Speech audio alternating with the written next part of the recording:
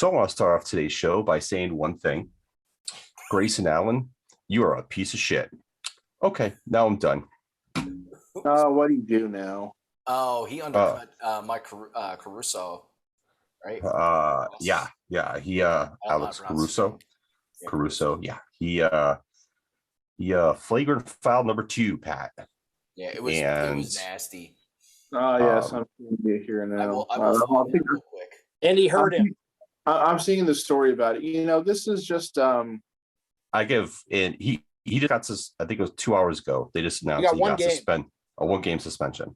And he made a statement that he just came out and made a statement that he wasn't trying to do anything, blah blah blah. I was just making a play on the ball. Yeah, okay. You didn't have to hold on to his, use your left arm to keep holding on and then swipe with your right, which also pushed down his other arm and made him fall harder. He just has a history, and it's ridiculous. Bulls guard, Alex. I'm going to be blatantly honest. It mystifies. Okay, it doesn't really mystify me because I know exactly why somebody wouldn't do this, but it mystifies me as to why nobody has just not walked up to him on the court and just punched him right in the fucking face. Because he's been a dirty player his whole fucking life. Yeah, no, he definitely is. He has no pass. And then he made a comment. He's like, well, I wasn't laughing on the sidelines because so-and-so made a joke and I was laughing about that. I was like, dude, you were smirking before that and everything else. Everyone saw you. You're on camera. So he's just a piece of shit. He's one of those guys, if I saw it in public, I would definitely take out his legs. Just because. Sorry, that's kind of rude for some people, but for anybody who didn't see it, like I didn't see it live. I just saw a still picture and Caruso was like fucking sideways, like completely horizontal. Like Superman. Yeah. Yeah, he has done this shit. That's terrible. That's a terrible view. Hopefully to give us a better view on this. He's done this shit ever since, he was at Duke. He's holding on and then he swipes. He had a history of bullshit like this at Duke, was repeated. Krzyzewski kept making fucking worthless, meaningless, hollow excuses for him. Never disciplined him. I remember the one time what they did, they suspended him indefinitely and he was out for like one fucking game because the next game was against a top contender, so of course they couldn't be without him for that game. And so that if he did this shit in college like this and he's still doing this shit in his pros, that he's done it his whole life and he's done it since he first stepped onto a basketball court and nobody ever fucking corrected him. All right, here's going to be a better view of this. Thanks, Joe. I was in a good mood. Now you got my blood boiling. Yeah, that was. I hate this motherfucker. Nasty. Like, why are you grabbing onto somebody's arm? Fouling? But you totally missed the ball. Like you kept holding on, and then you swipe with the right. And like that, he didn't get hit in the head, which is fine. But when you swipe, you put his other arm out of the way and push it down, and it makes the impact even worse. He grabs both arms here. Yep, one, like he's and got then both two. Of his hands right there. Mm-hmm.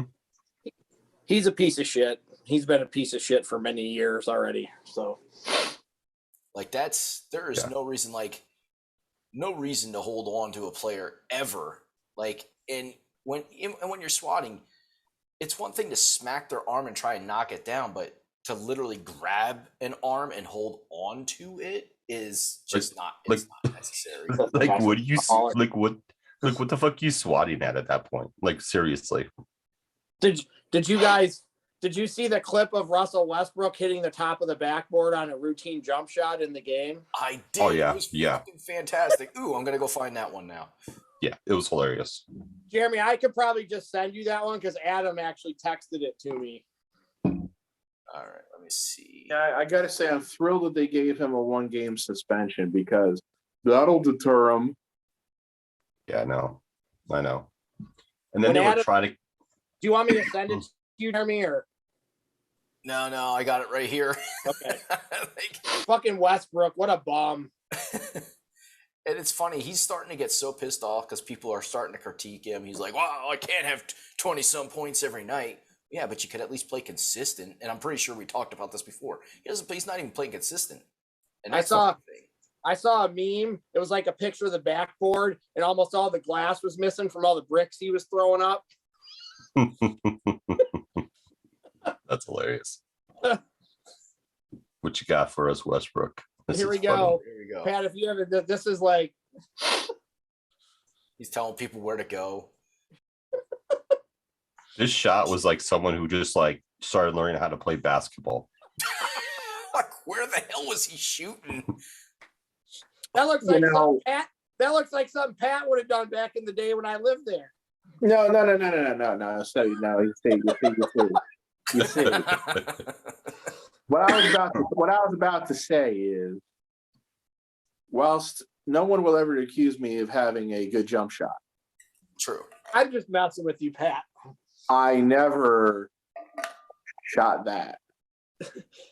Guys, you guys all, I think you guys all met my friend Danny one time back in like probably high school when I was playing basketball with him. He was shooting a layup and he threw it completely over the backboard on a layup. I've seen people do that before. I mean, I've shot a shot from the corner and hit the side of the backboard. Okay, but that's not throwing a layup over the backboard, not even hitting backboard on it.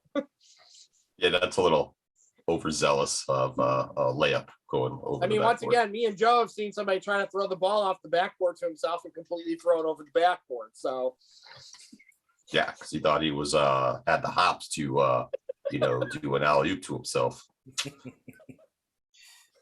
Yeah, I haven't played basketball in a while just because of coaching and everything like that. So I haven't had a chance to play with my nephew and his buddies. But it was funny. The one time I was playing with them, we were playing outside at the park because it was a nice day out and stuff like that. And I had to laugh because somebody shot a shot and it bounced up and hit the top of the backboard and like, oh, that's out. And everybody stopped playing. I was like, well, that's not out. And one of the kids who's younger than me by like probably at least 15 years or probably more goes, man, I don't know what rules you guys are playing by, but if it hits the top of the backboard, it's out. He's like, that's been forever. I'm like, just thinking to myself, you have no idea what you're talking about. Like, that's not how it is. And that's not how it's been for, I don't even know when that rule was instated, that as long as it bounces toward, it's got to bounce over backwards, not. I know. I seen Buffalo just put a touchdown on 4th down. 4th and 13. Gabriel Davis, 3rd touchdown of the game. Wow. So yeah, I just had to laugh at this young kid's trying to school us on the rules of basketball when he has no idea what he's talking about. Yeah, young kids these days, young kids. Oh, he put a move on him. And he fell down. That was crazy. That was good. Who the hell is Gabriel Davis? Apparently somebody today, at least. And that's what the team's wondering, like, what the hell, Buffalo? He was a 4th round pick out of Central Florida in the 2020 draft, pick number 128 overall. He had 35 catches for 549 yards and 6 touchdowns this year. Why not? Oh, and they just scrambled and got the 2-point conversion. Nice. Now they have to get a field goal. What the hell was that? I mean, we can. That was allergy. Football's been crazy all weekend. Football's been super crazy. I'm so glad. I know. Is Buffalo actually winning this game? Aaron Rodgers is an awesome postseason quarterback. Oh my God! What the hell was? Yes, I know. That's why he has less rings than Eli Manning. Yeah, considering the fact that he's what is it? People still consider Aaron Rodgers a GOAT. Yeah, okay. Let's slow down with the GOAT stuff. I hate that with a passion when I hear that about Aaron Rodgers. I know it's an acronym, for greatest of all time. But, to me, when it comes to sports, whenever you refer to the GOAT, you were always referring to the one who most, conspicuously fucked up. So that's why I've never really understood why people just, adopted the whole, oh, he's the GOAT. And I'm like, wait, what are you talking about him? You're talking about him like he's good. Yeah, the greatest of all time. I'm like, no. You can't do that. You can't do that once the word's used in another context in the same. No. I'm going to use that word forever. I'm sorry. There's only one GOAT in the NFL, and that right now is Tom Brady. Yeah. Even though he lost today. It doesn't pay me to say that. Years ago, it would have paid me to say that because I had a lot of disdain for him. And that was mainly because a lot of times the Colts, when Peyton Manning and the guys that I liked played for them, and I rooted for that team, they would get stopped by the Patriots and Tom Brady. And that was Manning.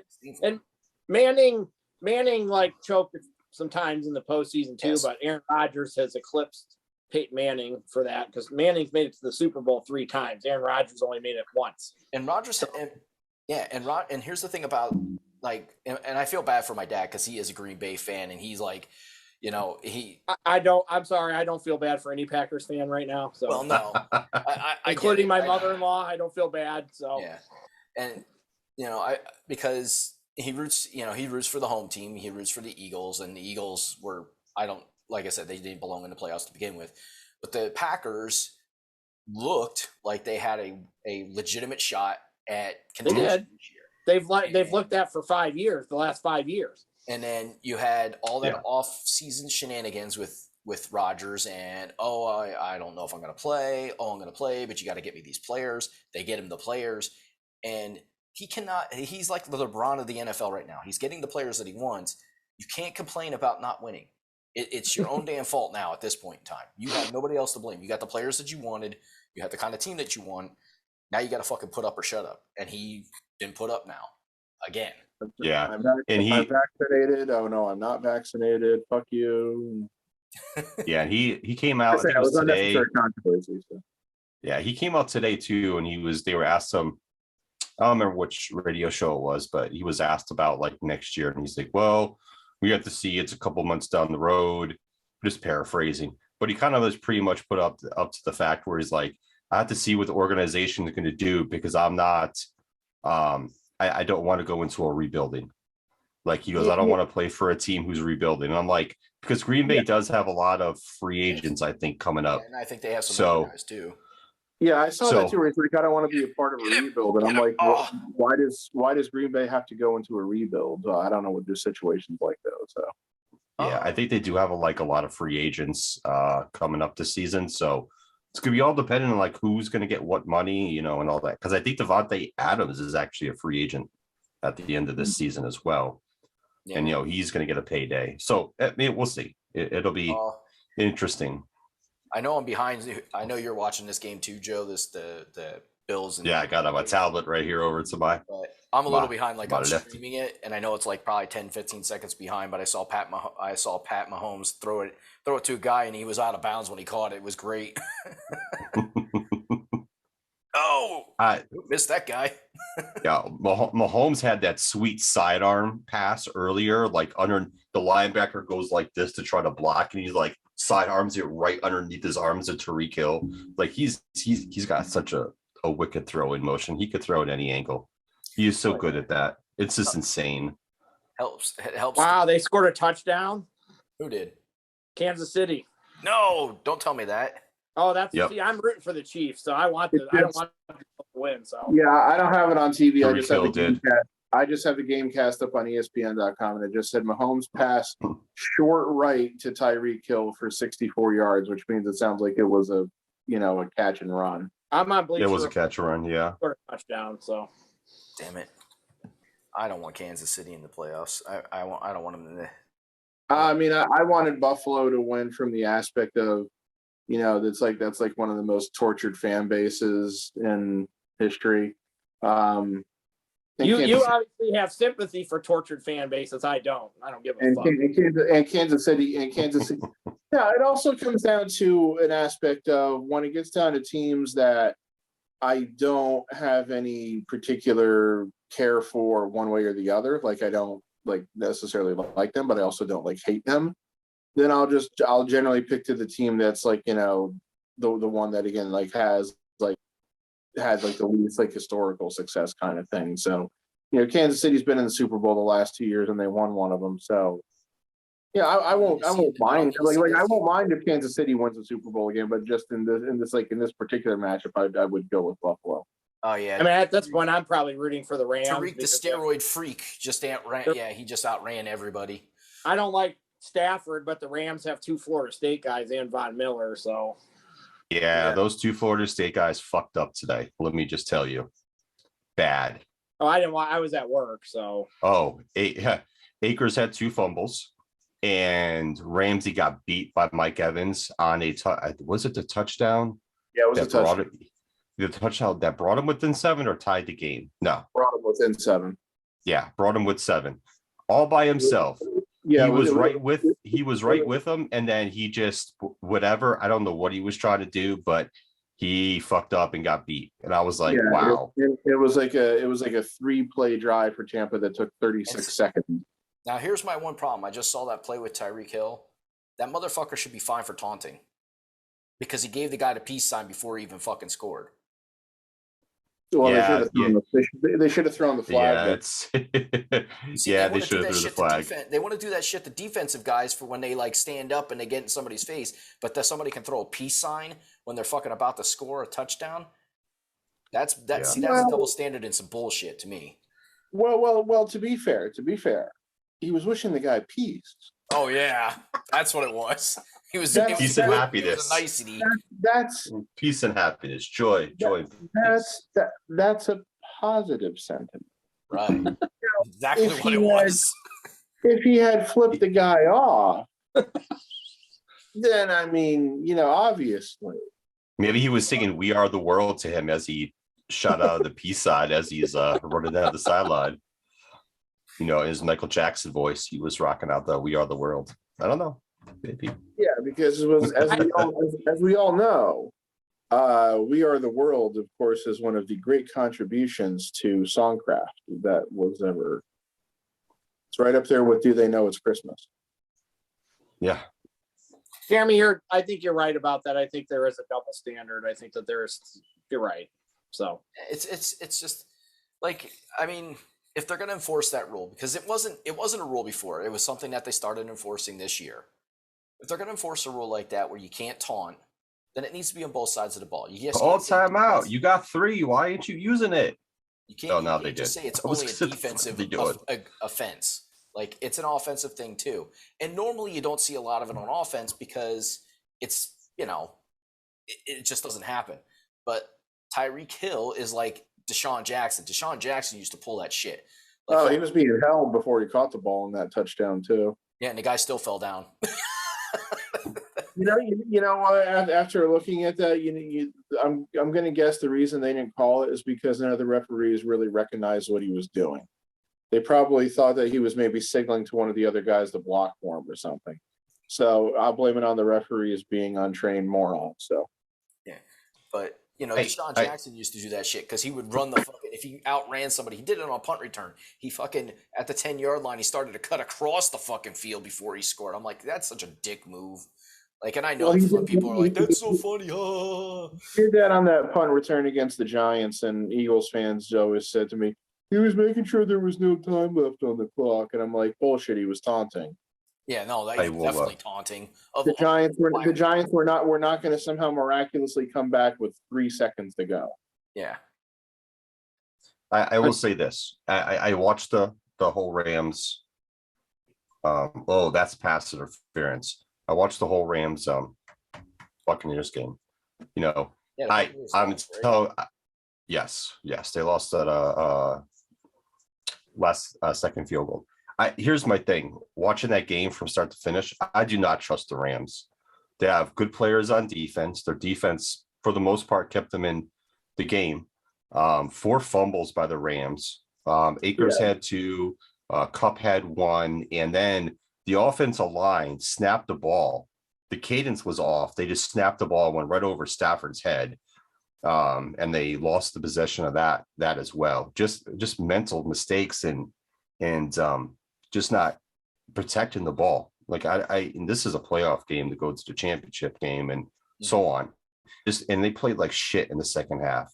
And this is probably the 5th game I've seen where the Rams play really good in the first half, and then they just forget how to play. They don't play properly. They get way too conservative on offense in the second half. And they got to play the 49ers, who will beat them twice. And I do not trust the Rams. Stafford played well, to be honest with you. For the most part, he played well. What, Pat? The Niners have beat the Rams 6 times in a row, I heard them say. Yeah. They've beaten them 6 or 7 times in a row. And I just don't. And to be honest with you, the 49ers so far of what they've done, I give them a good shot to making the Super Bowl and beating the Rams for a 3rd time. Everybody's picking up Gabriel Davis in fantasy next week. Wow. See, I hate being behind you guys because you guys are like, wow. And Gabriel Davis, 4th touchdown of the day. This is insane. Gabriel Davis just caught his 4th touchdown pass of the game. So, like I said, everybody's going to be picking him up in fantasy next week. If there's any other games going on, well, I mean, they do like DraftKings fantasy, I guess. Yeah, they do pick'ems and stuff like that. The Tennessee-Cincinnati game just baffled me. How Tennessee can have 9 sacks but still lose that game. Dude, that was a sack fest on both sides. Like your offense has to do something. I mean, and my problem is like with Tennessee, you got Derrick Henry back, and he looked a little off, but he still had some good runs. You have Brown and Julio Jones, and I don't. At times, I'm watching Tannehill, and I'm like, I feel like you're Jay Cutler 2.0. Yeah. I mean, I'm like, what are you doing? Like, where are you throwing? Why are you throwing that pass? Tannehill's not very good. I didn't see a lot of the Cincinnati Tennessee game. What I did see of it, when I saw Henry get the ball, he looked a little tentative to me. Yes, he was. The thing that pissed me off most about that game, of course, as a Giants fan, was that it was Eli Apple who made that play on that interception. I know. I was like, oh, Pat's hating this right now. He's so hating this. Motherfucking waste of time, Ohio State piece of shit. over drafted by Jerry Reese, one of his great draft decisions. Hey, I'll say this though. I'm happy with what the Giants have done so far this offseason. Fire the GM, fire the coach. Glad you brought that up. And I like the guy who they hired as the GM, at least so far. He sounds like an intelligent, hardworking guy who's actually going to put in the work to, actually getting good scouting reports on players, which, because that's been one of the biggest failures of the Giants organization over the last 10 years or so, is that I think that they, Dave Gettleman goes to the Senior Bowls, and this is not really a knock on Daniel Jones because I don't hate Daniel Jones. I think he's not been set up for success, but Dave Gettleman supposedly goes to the Senior Bowl, watches Daniel Jones play 3 series, and falls in love with him. Yeah, not 3 series. They have to draft him at number 6, where they could have drafted Daniel Jones much later in the first round. So, Pat. Yes. You might not like what your GM does in the free agency.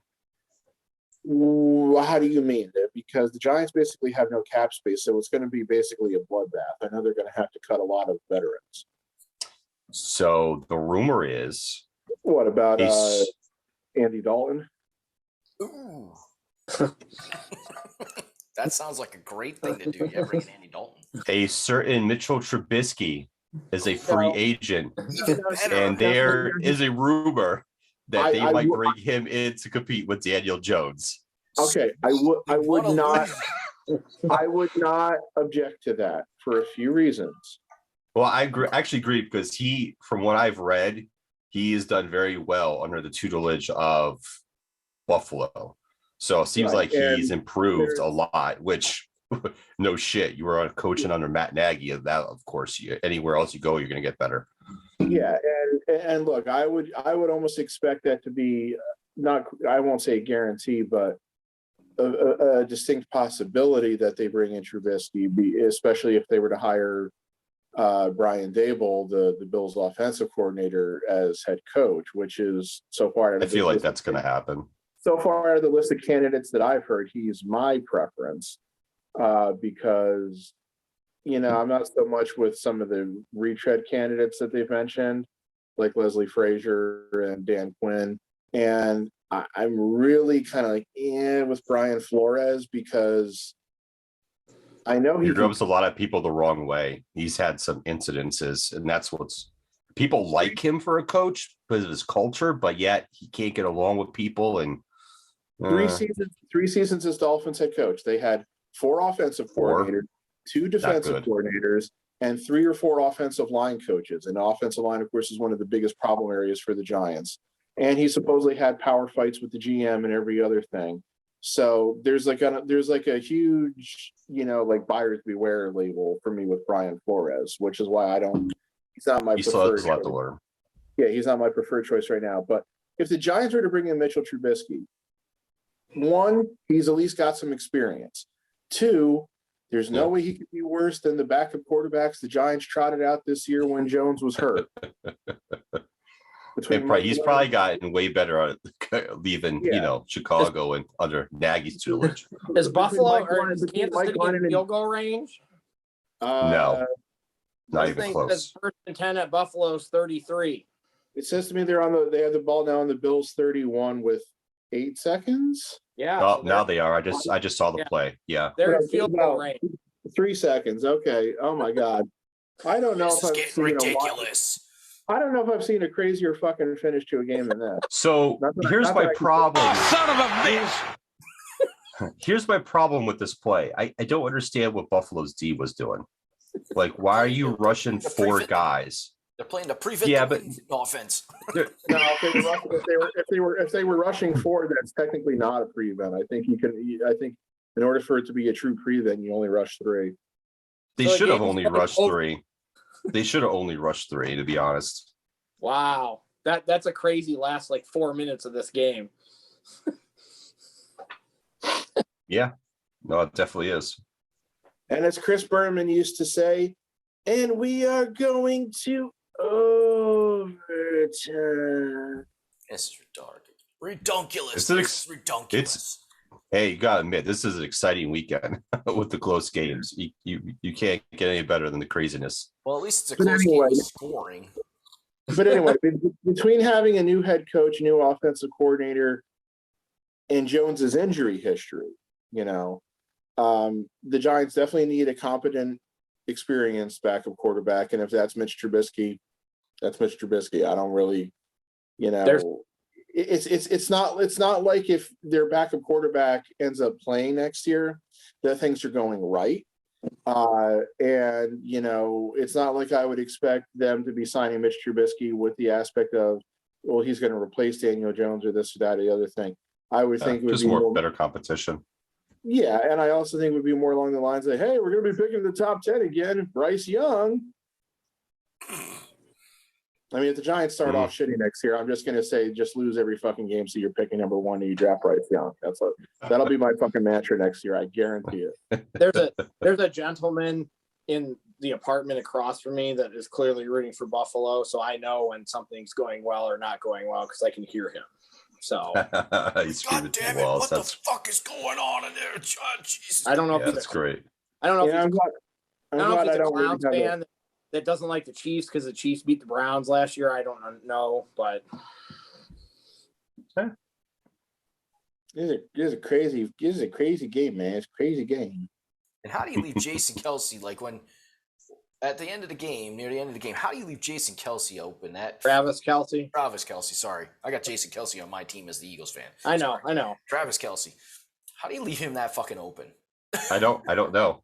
But I understand you're trying not to give up the big play, but you're Tampa, how do you leave Cooper Kupp open if you're Tampa at the end of that game?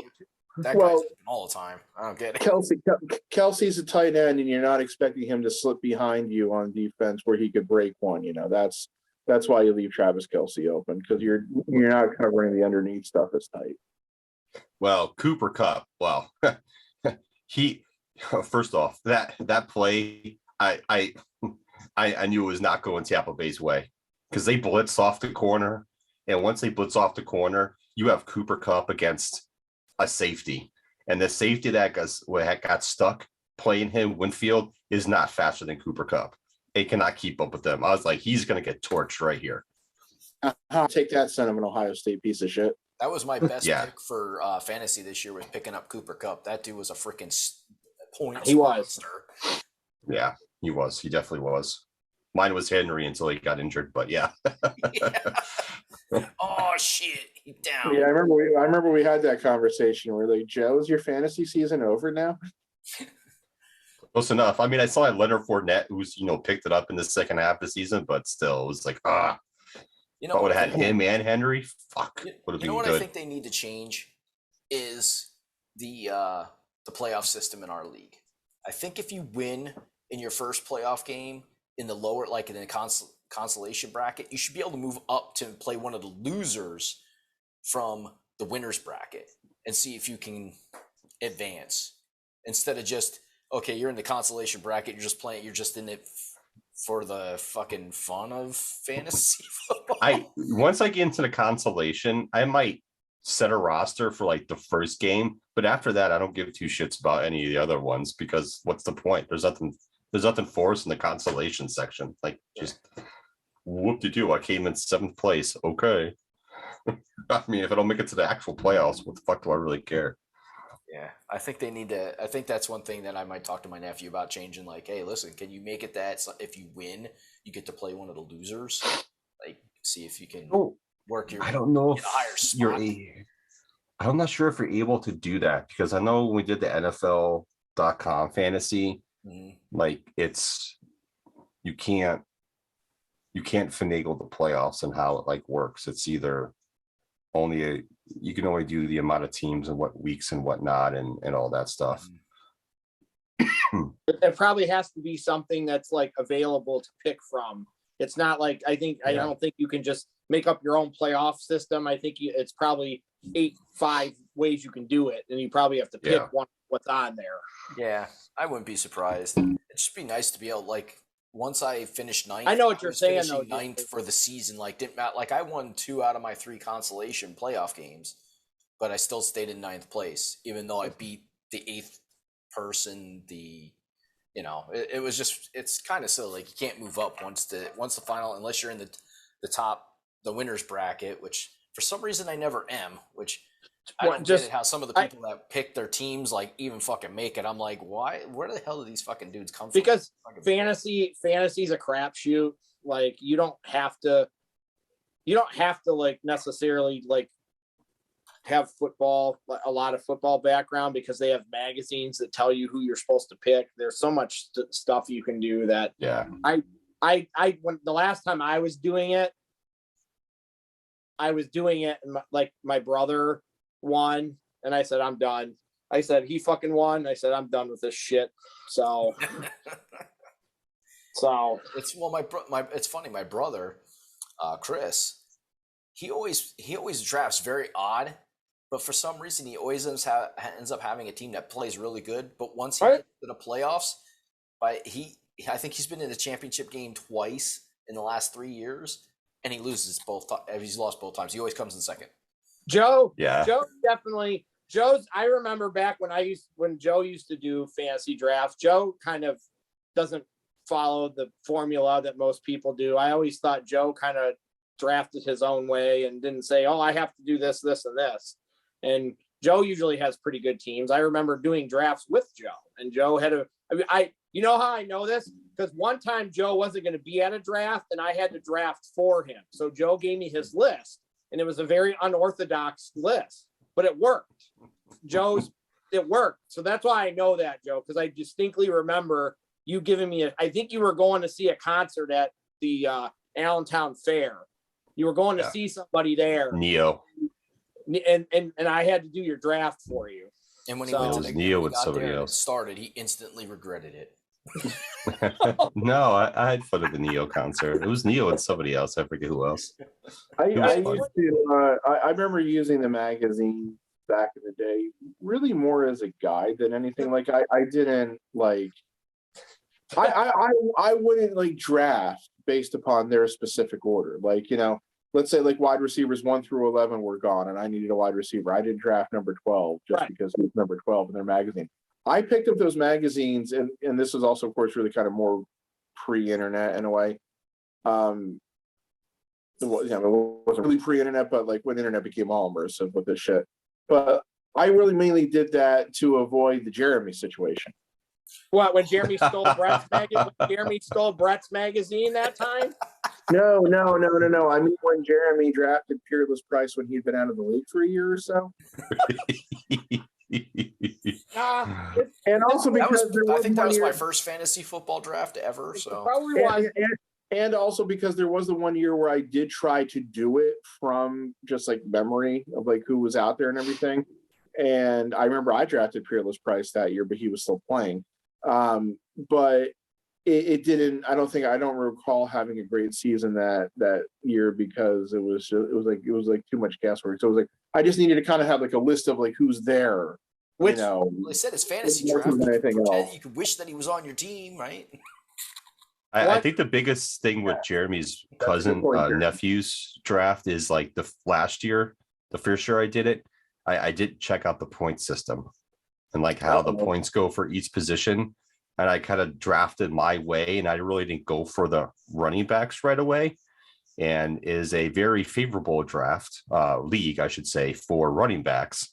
Yeah. And that hurt me in multiple games. This year, I got Derrick Henry and some others, which helped me. But then, my quarterback situation was a little all over the place. So I had to finagle that. But you have to draft a running back that catches the ball out of the backfield.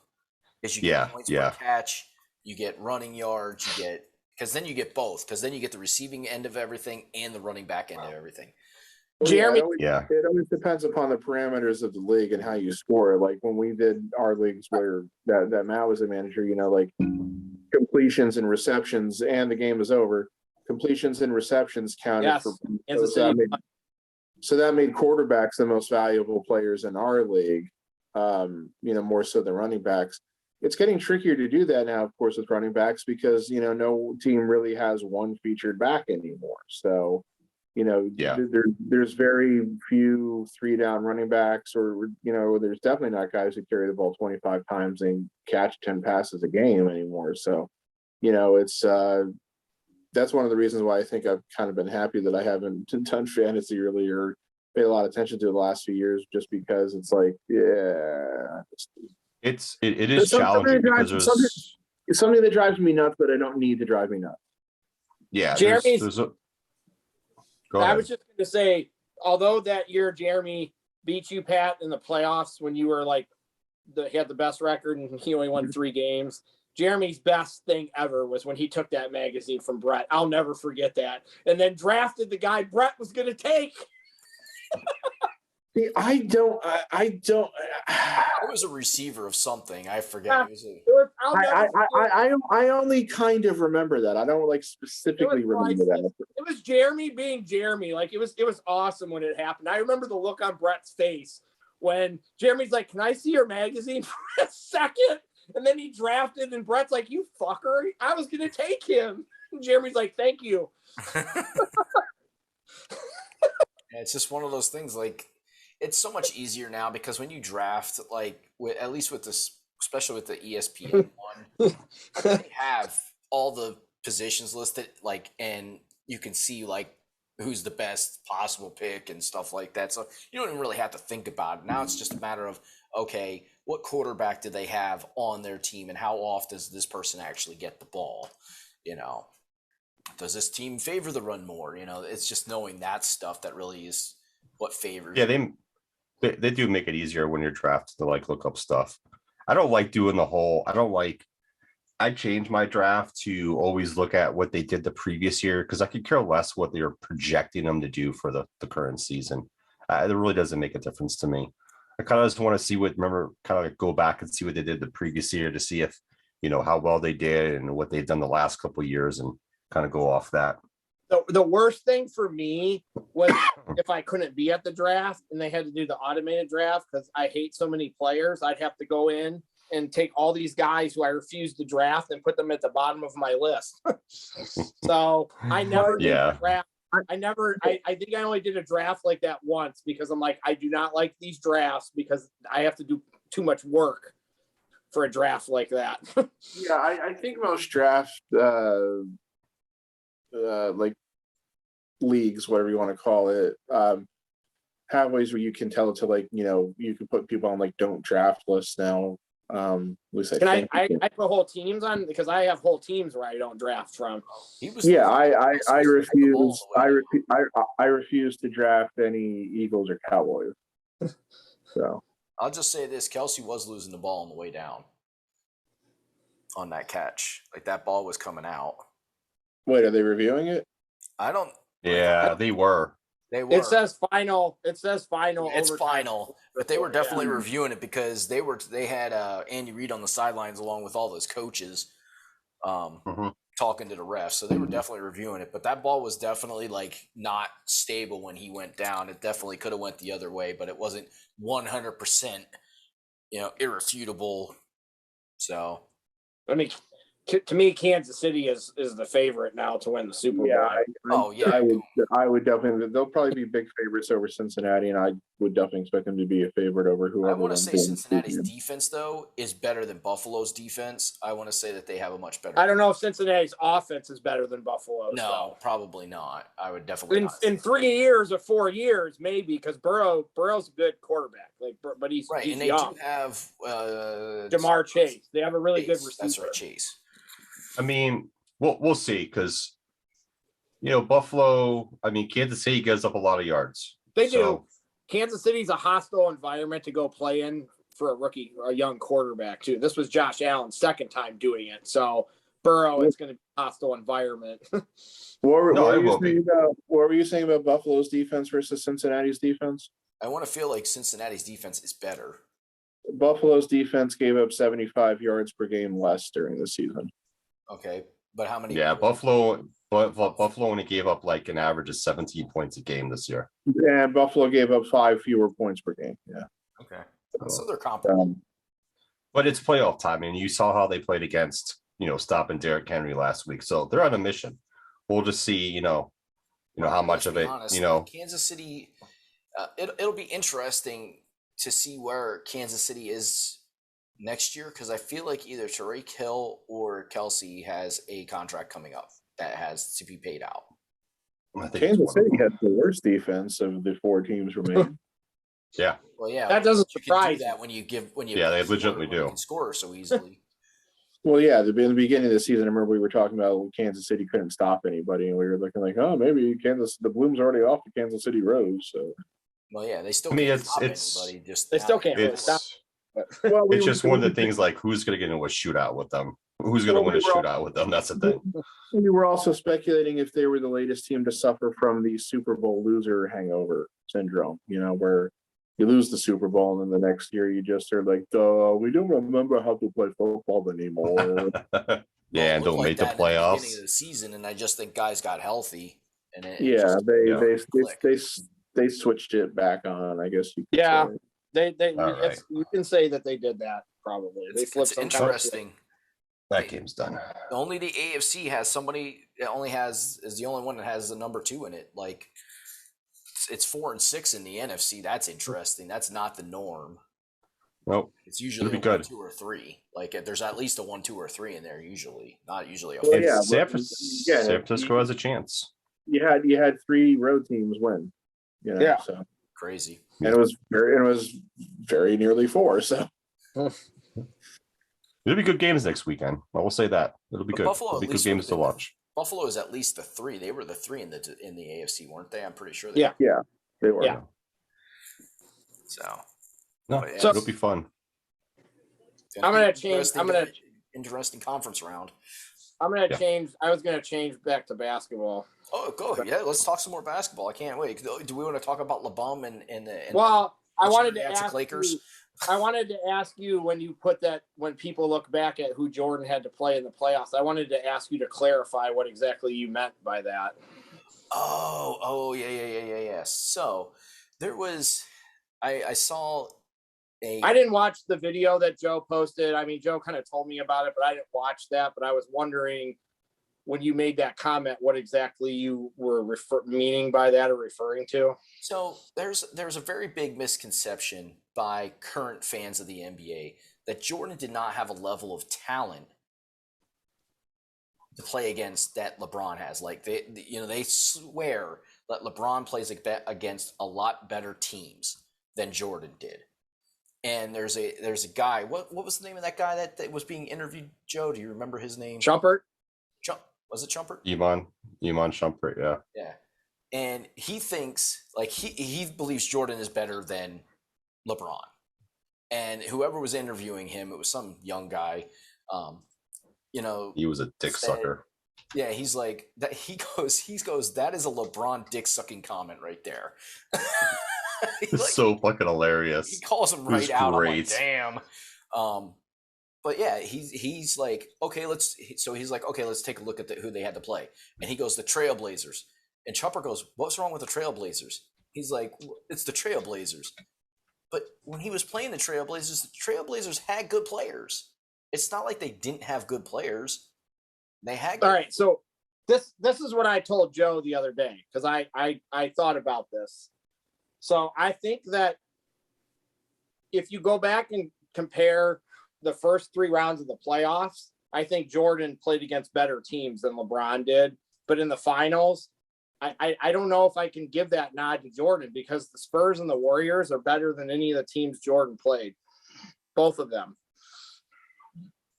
are better than any of the teams Jordan played. I actually think Jordan retired and dodged the bullet and didn't even play the best team in that decade. He didn't play Houston. So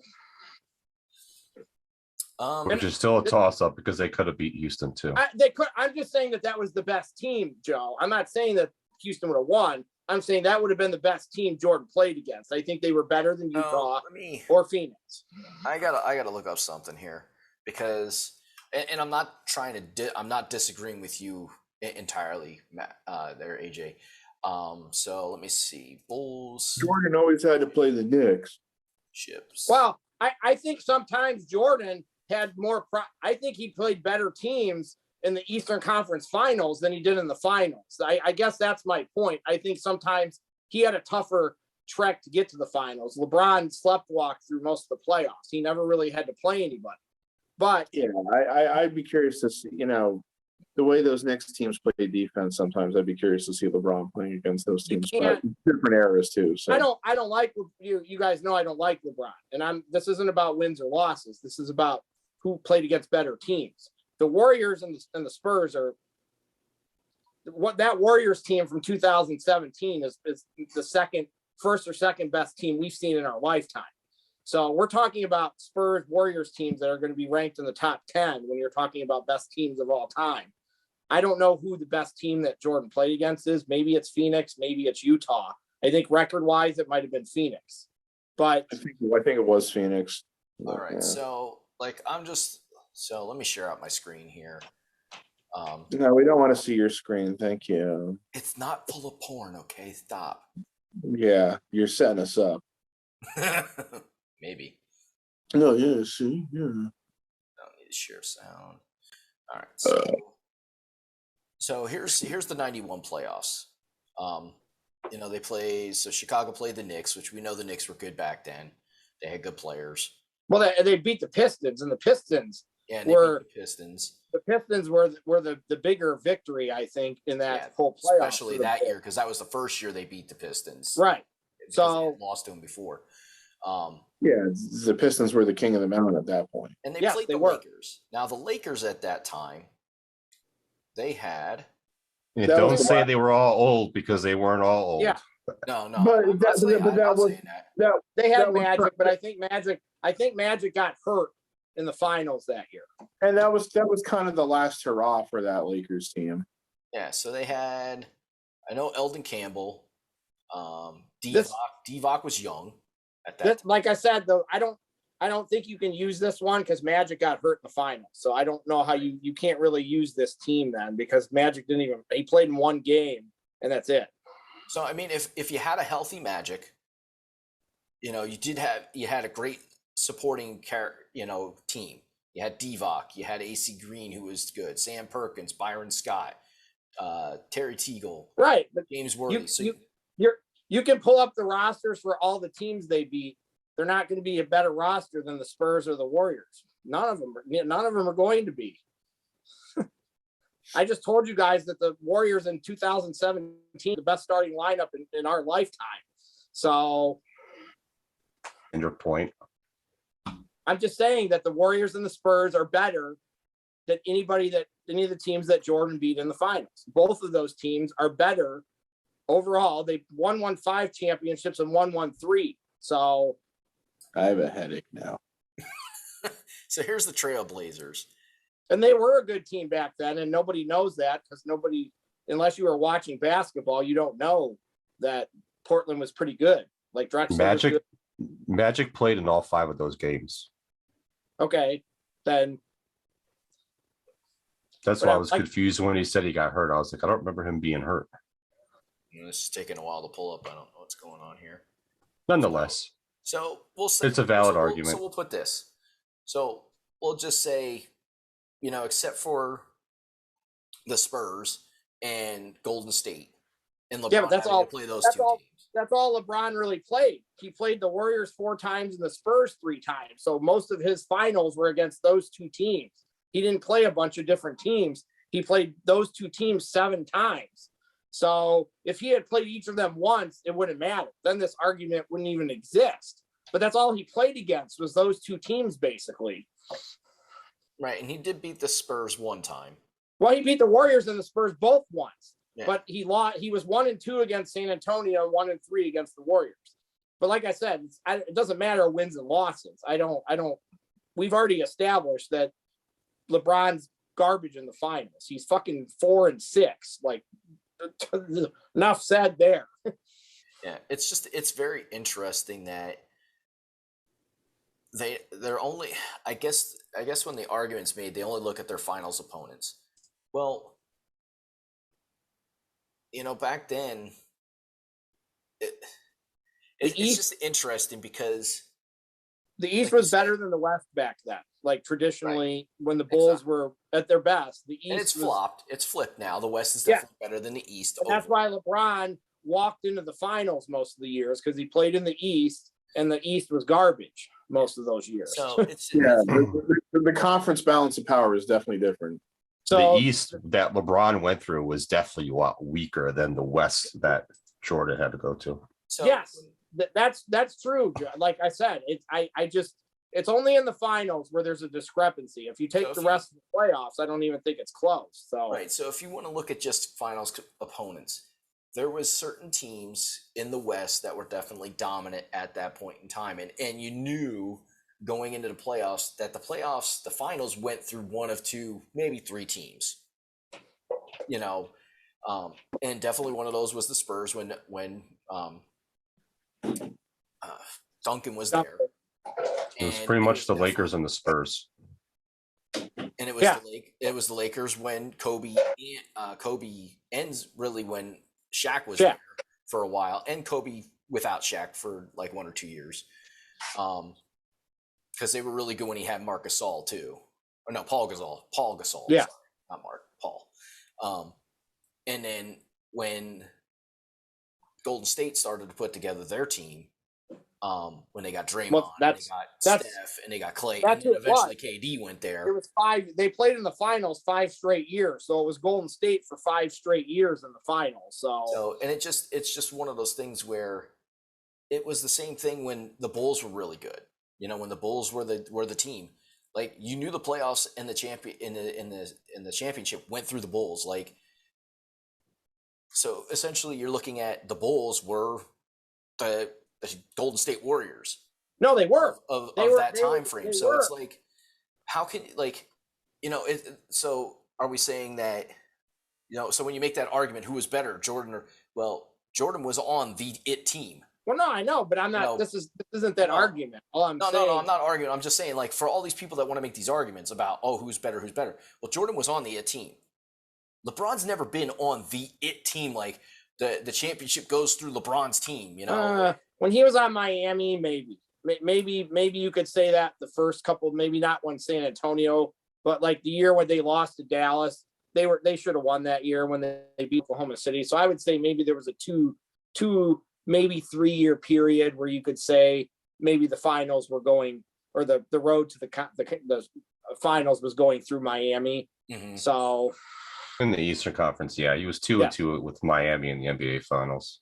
So but you're right, and a lot of these people that are making that argument are kids who are 25 who didn't watch or know what was going on back then. Right. So I just want to compare conference final. Opponents compared to what did it look like to get to the finals? Like so far, LeBron finally moved over to the West, where it's actually really hard to make the conference fun. I mean, and he won, but he won in the pandemic shortened season, and I don't even count that. I don't count that. Especially with the injuries that were laden against certain teams. You know, history says it happens. I know, history says it happened, so it happened. Yeah, but like in all sports, whoever won the championship that year, it's the asterisk of asterisks. So you know what? That Dodgers. I just happened when I got home from work. Nicole was watching 50 First Dates, and there's a part in the movie where they're making fun of stuff, and they say Boston Red Sox win the World Series, and then it says "just kidding." Yeah. Like didn't didn't it say something like Red Sox won World Series and it showed Aaron Boone's home run? Yes. And then it said "just kidding," and it's like, thanks, assholes. They won the next year. That's why I've never watched that movie all the way through. I told Nicole when I walked in, I said, "Hey, Nicole, Sean Astin plays my brother Ned in this movie." So it's just funny, like, to hear, you know, there's always going to be that debate because they've just been in their time frame in which they played in the NBA. They were the most dominant individual player. Jordan, you can say, played on probably, without a doubt, the most dominant team when he was there. And it was before free agency existed. So there's some discrepancy there. Oh, well, they could easily keep players and you didn't have to worry about losing players or paying players exorbitant contracts and shit like they do now. But if you look at the Warriors, who still have Draymond, they still have Klay Thomas, they still have Steph Curry, and those guys have all had contract renewals, but have decided to play together. And crazy the Spurs all did that for years. Yeah, Duncan and Parker and Ginobili took pay cuts for years to play together. And I think that that's an admirable thing to say, I don't care about the money. I want to play together and win more. Yeah.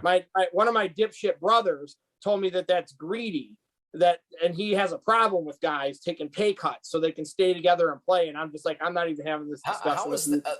But it's okay to take money and go jump ship and play with your friends. Yes. That makes a lot of sense. I never really got into a deep dive in that argument with him because he pissed me off so much when he said that. I'm like, I'm not even having this discussion. Because just that thought just hurt my brain, like thinking how does the word greedy fit into taking a pay cut? He turned that into a negative, something that has always been a positive to me. He flipped that on me and turned that into a negative and tried to tell me that that's something that's wrong with the league when people do that. And I'm just like, we're done. It's so greedy. It's so greedy that they want to win championships. Somebody else have a turn. So it's not greedy. That's why we play the game. You know, exactly. It's not greedy to say, okay, I want to go to you. This is the non-greedy part. Okay, I'll stay here, but you got to pay me $150 million year. You know, for the next 7 years, you got to pay me $150 million, or I'm gone. That's not greedy. And say, okay, all these other guys, they can take a pay cut, and I get paid. That's not greedy. That is the most, in my mind, of like, that's the most absurd thing I've ever heard. And essentially that's what LeBron does. He says, I'll come to your team. You got to pay me. And then everybody else on that team has to take a pay cut. Well, and he tries to get who he wants in on the team. And then when it doesn't work, he blames it on the organization. Like, he doesn't own up to it and take the blame himself. And then he goes somewhere else. Yeah. So it's. I mean, when you really come right down to it, I have no problem with players saying, "Pay me what I'm worth."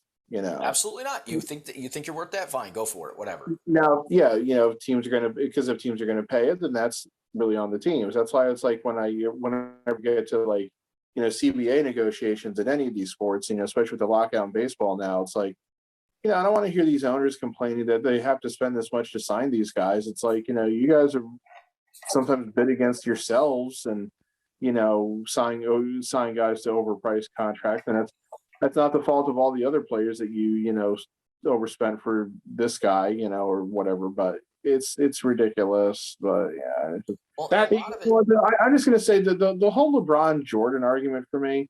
I'm trying to think of like a comparable argument in like a different facet of life. And then the ones I'm coming up with are like, who's better, the Beatles or the Rolling Stones? Who's better, DC or Marvel? Who's better, I lost the last one I had. Shit. But it's like, at the end of the day, God, I'm so sick of the argument. I mean, I am too at this point. Yeah, it's gotten old. I've been sick of it for years. Yeah, it's gotten old because I don't do that, there's no, like, you have to stop putting them in the same category. They didn't play in the same era. It would be different if they played in the same era. They don't even play the same position. No, they don't play the same position, and the league is 10 times different than what it was when Jordan played. It's not even the same league anymore. Well, and one of them, and I've said this time and time again to everybody. The biggest gap in that whole argument is not even on the offensive side of the ball. It's on the defensive side of the ball. But we live in a society where nobody gives a shit about defense. So nobody cares that Jordan was the best defensive guard in NBA history and that LeBron is just he was an okay defensive player and he had one good year. He's not regularly recognized as one of the best defensive players. And the sad thing is with his ability, he could be one of the best. Right. He could be probably the best defender anytime he wanted to, if and he actually tried to. I watched him in NBA Finals games against the Warriors, just let people go by and dunk and do all that stuff. I just watched him, and I'm like, okay, anybody trying to tell me that this guy knows how to play defense is clearly not watching these games or not actually watching this guy play. So that's a society where people don't respect this thing. That's where the biggest gap between those two guys really is. And it's like, I've had people try to argue with me and I'm like, how many first team all defenses has LeBron made? How many has Jordan made? Like you just go look at that and the argument ends real fast because it's not even close. So it's interesting. I think that the one thing I sent you guys where it says Steph puts up big numbers and losses and he gets criticized and LeBron does the same thing. I do think that happens. I do think that they glorify LeBron for playing good in there's a lot of times LeBron could do no wrong, like things that other players would get criticized, walking off the court early, putting up big numbers, but his team still loses. Things like that other players get criticized for, LeBron does seem to get a pass on. I'm not saying all the time, but there's certain times where but I think it does happen. I think he does get singled out as being, look at this performance by him in a loss. And then if Steph doesn't play good, I think that he didn't play good enough, so they lost. But if LeBron has 30 and a triple double and they lose, he did his best to make sure they didn't lose. But if Steph had the same stat line, it would turn into the opposite. He didn't do enough. Playing in garbage time is doing your best, racking up more stat sheet shit. That's like a college football team winning 42-7 and still has their starters in halfway through the fourth quarter, just running up the score just for stat wise. Yeah, I think it was same concept. Sent us that meme too. Other NBA teams. Yeah, superstars in the fourth quarter. Yeah, and then LeBron playing in the fourth quarter when they're up. Adam sent me that one, so I don't know. I don't know how much truth there is to that one because I don't watch LeBron play enough. I mean, when I get those memes, sometimes I tell my friend Jay because he likes LeBron because sometimes he'll chuckle. He got really offended when I told him about that one. So he got really offensive with me and said, I don't really think that that's true. And I'm like, I don't necessarily know if it is. I'm like, it's just a meme that somebody sent me saying LeBron likes to play and pad his stats in garbage time. And you know what? Certain players in the league, I wouldn't be surprised by that. I really wouldn't. I can't say LeBron does it because I won't. Unless he's playing the Sixers and I'm watching the Sixers, I have no fucking clue, and I could fucking care less. But I wouldn't be surprised if there's, a lot of NBA players that do it, and I wouldn't be surprised if there's a lot that don't do it. Based on character, Steph Curry, I feel has a character that says, okay, my team's up by 20 or 30. I don't need to play right now. He doesn't play. He doesn't play in a lot of fourth quarters. I saw something talking about scoring margin in the fourth quarter, and Steph's wasn't high, but there was an asterisk next to it saying he hasn't played in a lot of fourth quarters in his career. because he's played on good teams that were winning by 20 in the fourth quarter, and he sat on the bench a lot.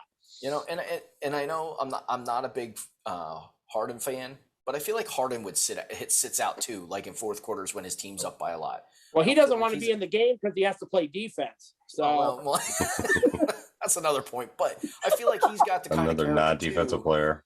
You know, I feel like he's got the kind of character that he doesn't do that either. Like, he doesn't go in there just to pad stats and be like, okay, well, I got another 20, I got another 10 points. I'm trying to remember. There was a guy. Westbrook, I feel like, would be in the game to pad his stats. I need to get that triple-double. Like, I'm two assists away from a triple-double. I'm going to play with the backups to get my triple-double tonight.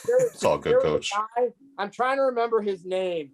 There was a guy that played for the Cavs one time who missed a shot intentionally to get a rebound to get a triple-double. I kind of remember that too. I don't remember who it was. Was it? Tell me it wasn't fucking Verjao. Like, I feel like no. This was probably back in. This would have been maybe the last decade. I think it was like somewhere between like 2007 and 2000. I don't know if it was between 2010 and 2020. I just remember thinking it was hilarious. I'm like, wow, this guy missed a shot to get his own rebound. That's just silly and stupid. Oh my God. That triple-double really means a lot. You know, so sometimes go get it. You know, sometimes you got to do what you got to do, man. Like you got to get the numbers until you get the contract. So I got to tell you, it was really funny. We were playing, like, the kids that I coach are 5th and 6th graders. And I see some interesting things happen during games, but I had to laugh. We played against this one team, and their best player, he intentionally threw the ball as hard as he could off the backboard on the last shot and rushed the rim. The problem is that as the shooter in our league and in most youth leagues, you can't do that. Like, no. that's a lane violation. Like, you cannot rush the rim you have to wait until the ball hits the rim before the shooter can go. Everybody else is allowed to go as soon as the ball is in the air, but the shooter has to wait for it to hit the rim. He wasn't allowing it to hit the rim. He was just going. And the first time they did it, they let it go. But then he did it again and tried to do it like 3 or 4 times when he had foul shots. I was like, wow, like, these coaches are not teaching. They're just letting these kids do whatever the hell they want to. That's so sad. That's so sad to hear. That's insane. Yeah. Like, come on, man. Teacher, like, there's no reason for kids that age to be doing shit like that. Yeah. Well, and it's funny, like, you see that you need to learn how to shoot a fucking free throw, kid. Not try to do some fancy shit off the backboard. Well, and the problem is, and with that team, we were keeping up with that team. Like, they didn't beat us by much. They only beat us like by 3 points, I think it was. And I think that's why they were trying to try and get some extra points. It didn't work, of course, but it was also horrible that coaches are doing that. Yeah, we played another team, and this team we lost to by a lot. But I don't know what the hell was up with this group. Like, none of the coaches, like, I had to coach 2 different teams that day. And it was the 3rd and 4th grade team and our 5th and 6th grade team, which I normally coach. None of the other team would not give us their scorebook to be able to write down the roster. Now, it's not official that you have to do that because we don't have a score table where you have to, like, sign in your players or anything like that. It's on the honor system. But on the honor system, you're supposed to be playing the same kids every time. You know, kids don't show up because they're sick or whatever like that. That happens. It happens all the time. But you're supposed to play the same kids. So there's no way to track and say, okay, if the league wanted to investigate, did your kids play, did you have the same kids playing all the time? Or did you violate rules and, like, had different kids come in at certain times or swap? Those coaches are going to fucking lie. Were they playing on the one team and then, we needed extra players, so you brought them over from that team because you're not allowed to double roster kids. Were you doing that? Well, there's no way to tell with this one team because they wouldn't share their scorebook with anybody to be able to write down the roster of the kids that were playing that day. And evidently they don't do that at all. They were doing some shady shit. Yeah, they were doing some shady shit. And I wouldn't be surprised because I know that school district, and I know some of I've been around that school district enough to know that there's some shady stuff that goes on with some of the organizations in that youth organization. So I wouldn't be Sounds surprised. Like DYC to me back in the day. So that's what it sounds like. It's just interesting, some of the things you get to see with being with different, not being with a different organization and getting to experience other organizations. I thought we had it bad when we coached for LCYA and some of the shit that went on with those teams that we played all the time. There's shady shit that goes on with all these different teams in leagues. It's just a matter of who's the shady team, you know. You gotta figure out who's the shady team. So sad. That drives me crazy. My cousin is he's the band director at like one of the high schools. Yeah. So they went down to Disney World this week. They took the band and the choir down to Disney World this week. So on his way down there, what, Jeremy? Were they competing down there? I don't know what they were doing. I just know they were going. I think they were, being in some stuff. I know that some kind of a competition. So on the way down, and I have not seen my cousin yet. My parents told me my cousin's coming over Tuesday, so I'm going to get this full story, guys. On the way down in South Carolina, supposedly a truck that was in front of their bus, a big sheet of ice flew back and cracked the windshield on the bus. Damn. I believe that. So they had to go. They had to go. They sat in a Walmart parking lot for 16 hours waiting for a new bus. Damn. 16 hours? Those kids must have been going bananas. All the buses stopped. And my parents said at some point, my cousin told the other buses, I'll stay, you guys go. 16 hours with a bunch of high school kids or middle school kids in a bus with one bathroom in Walmart's parking lot. Yeah, fuck the kids going nuts. I'd have been going nuts. So I can't wait till I see him, because I feel like he's going to be like, yeah, don't really want to do any of that again anytime soon. Don't want to go on any trips. Well, not if it involves buses and everything. But yeah, I mean, wow, that's crazy. I mean, I've seen videos in the past of like tractor trailers that are covered in snow that go, under a bridge when they're on the highway, and so then there's this huge, it's like if you're behind that person and there's like 6 inches of snow on top of the cab, that's all coming flying back at you in one instant, and hey, power to you if you survive. Nobody got hurt, so I guess that's the best thing, is nobody got hurt from it. But that is the best thing. But that's also at the same time, that's very much a whoop-de-fucking-do, like, what you want, a fucking cookie kind of scenario. In the sense that, no, I'm gonna say, like, it's like, yeah, obviously it's great that nobody got hurt, but it's like to have to resort to that thought, oh, well, at least nobody got hurt. Yeah, but the fucking situation should have never happened, but these fucking truck companies are never held accountable for fucking, and they're like, well, it's impossible to get up there and do it. It's like, no, they it's actually possible. make a machine now that does that for semis. They can drive right under it, and it's like a giant squeegee. It just takes all the snow and ice off the top of the trailer. So it's not something that should ever fucking happen. Is basically what my point to it is. So I get sick of the people who try to like defend it as being like, well, there's nothing you can do about it. Fuck you, there is. I texted him today and I said, I know you got your dream come true spending 16 hours in a Walmart parking lot. Yeah, all those crazy ass rednecks. Shit. I don't even think like the reward at the end, presumably that they would have gotten to go, tour around Disney World for a little while, would have been worth that. So those people in South Carolina are like, oh my God, look at this fancy bus come down to us rednecks. What are we gonna do with that? Oh wow, they got a better bathroom than our double wide from does. That South Carolina there, buddy.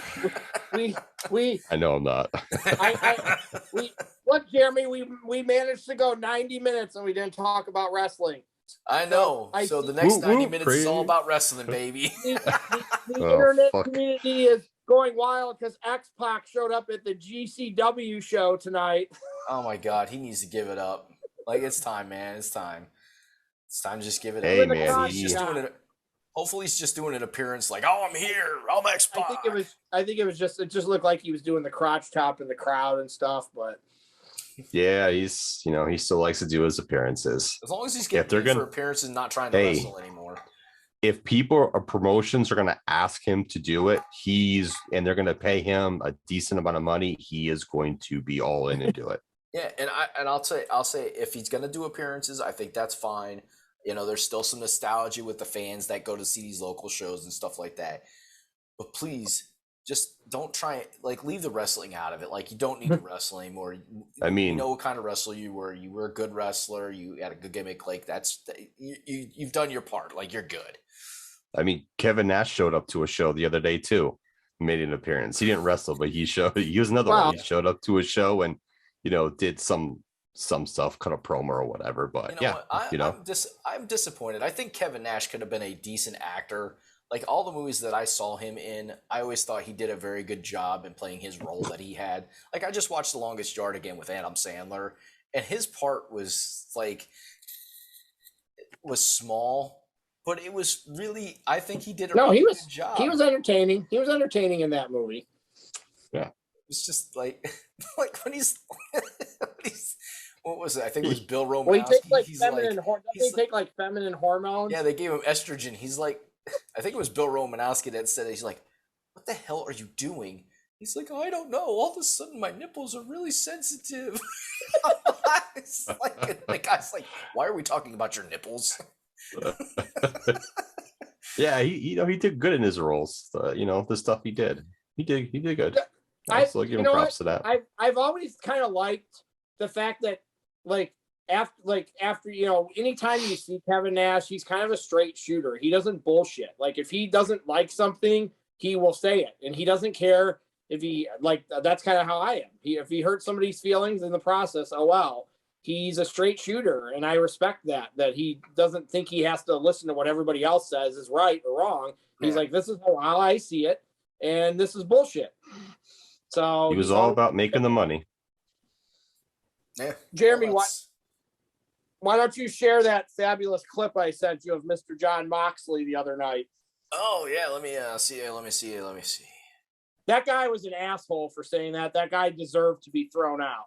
I couldn't understand what the guy said. He said, get this drunken piece of trash out of the ring. Oh, oh shit. Yeah. You know what they say. Coming back from, if you want to say, there's certain things, if you want to be an ass, it's like, I've said assy things at wrestling, like this guy sucks or that guy sucks, fine. But when the guy's coming back from rehab, you don't say that. That's not the first thing you say to this guy in the ring. Well, it could be. I don't think it's the right thing to say. No. Let he who was without sin cast the first stone. And there's some reports too, besides the alcohol, that he was in there for another substance as well. Well, we know that wrestling is one of those. Moxley looks 10 years younger, guys. Moxley looks like he does. Years. Like, he looks like so much better now. Like, yeah. Well, that typically happens when you get off. Yeah, I know. And we know from being wrestling fans and watching documentaries and AJ reading all the books that he's read, a lot of guys end up on become substance abusers. Alcohol, pills, whatever. Cocaine, whatever. They just it's one of those things that a lot of wrestlers end up doing because they're trying to push through the wear and tear that it goes onto their bodies and being on the road so much. Some of the loneliness that goes along with it, even though they have friends that they might be traveling with, they're missing their families and shit like that, kids, wife, whatever it may be. It's an unfortunate dark side of that industry. Yeah. And it's this was yeah. So here we go. I'm gonna roll the clip.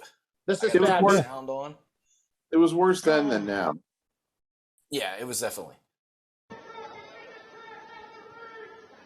Hey, go fuck yourself. Get that guy out of here. Sounds and JR's like he hasn't changed much. John Moxley's the first person to successfully drop the F-bomb on a wrestling TV, and because they bleeped The Rock out when he did it. So yeah. Well, and that time I could hear that clearly. I could actually hear that guy clearly. I guess they didn't have. I guess they didn't have the delay in place, but I'm sure TNT it's on TBS now. That's right. same difference really when you come right down to it. I'm sure they still got fined. So it was awesome. They might have. I don't think they really cared though. Like that's it was I think they probably cared. They'll probably be more diligent about making sure they have an appropriate delay installed now. I guarantee it. Possibly. It was awesome. It was awesome. To be edgy. Like it was a special wrestling moment that we may never see anything quite like that again. So, and it's it's interesting because I don't, I can't say I've ever watched AEW like their main show, but I don't feel like AEW crowds are like a WWE crowd where they're trying to interject themselves into the match and make themselves part of what's going on within the ring and the storylines and stuff, where WWE fans like trying to interject themselves and like trying to control sometimes what's going on. It's a different kind of fan at the events though, so it's hard to compare like AEW or NXT fans to like the WWE fan base. It's just it's you can't really compare them because it's a different kind of fan. So we've experienced like watching pay-per-views and stuff like that where fans try to take over a match, like they literally try to take over. Like fans have done that at more than I've seen fans try to do that at NXT or AEW, but they don't have success because it's like one or two of them. It's not a whole cast of people falling into that trap essentially. Yeah. So the one thing I know we wanted to talk about, and we mentioned this on the last podcast, is we wanted to talk about the 1992 Royal Rumble, since it's the 30th anniversary of the 1992 Royal Rumble. And I must say, I went balk. Balk. Did you also go Mozart and Beethoven? No. Because you should.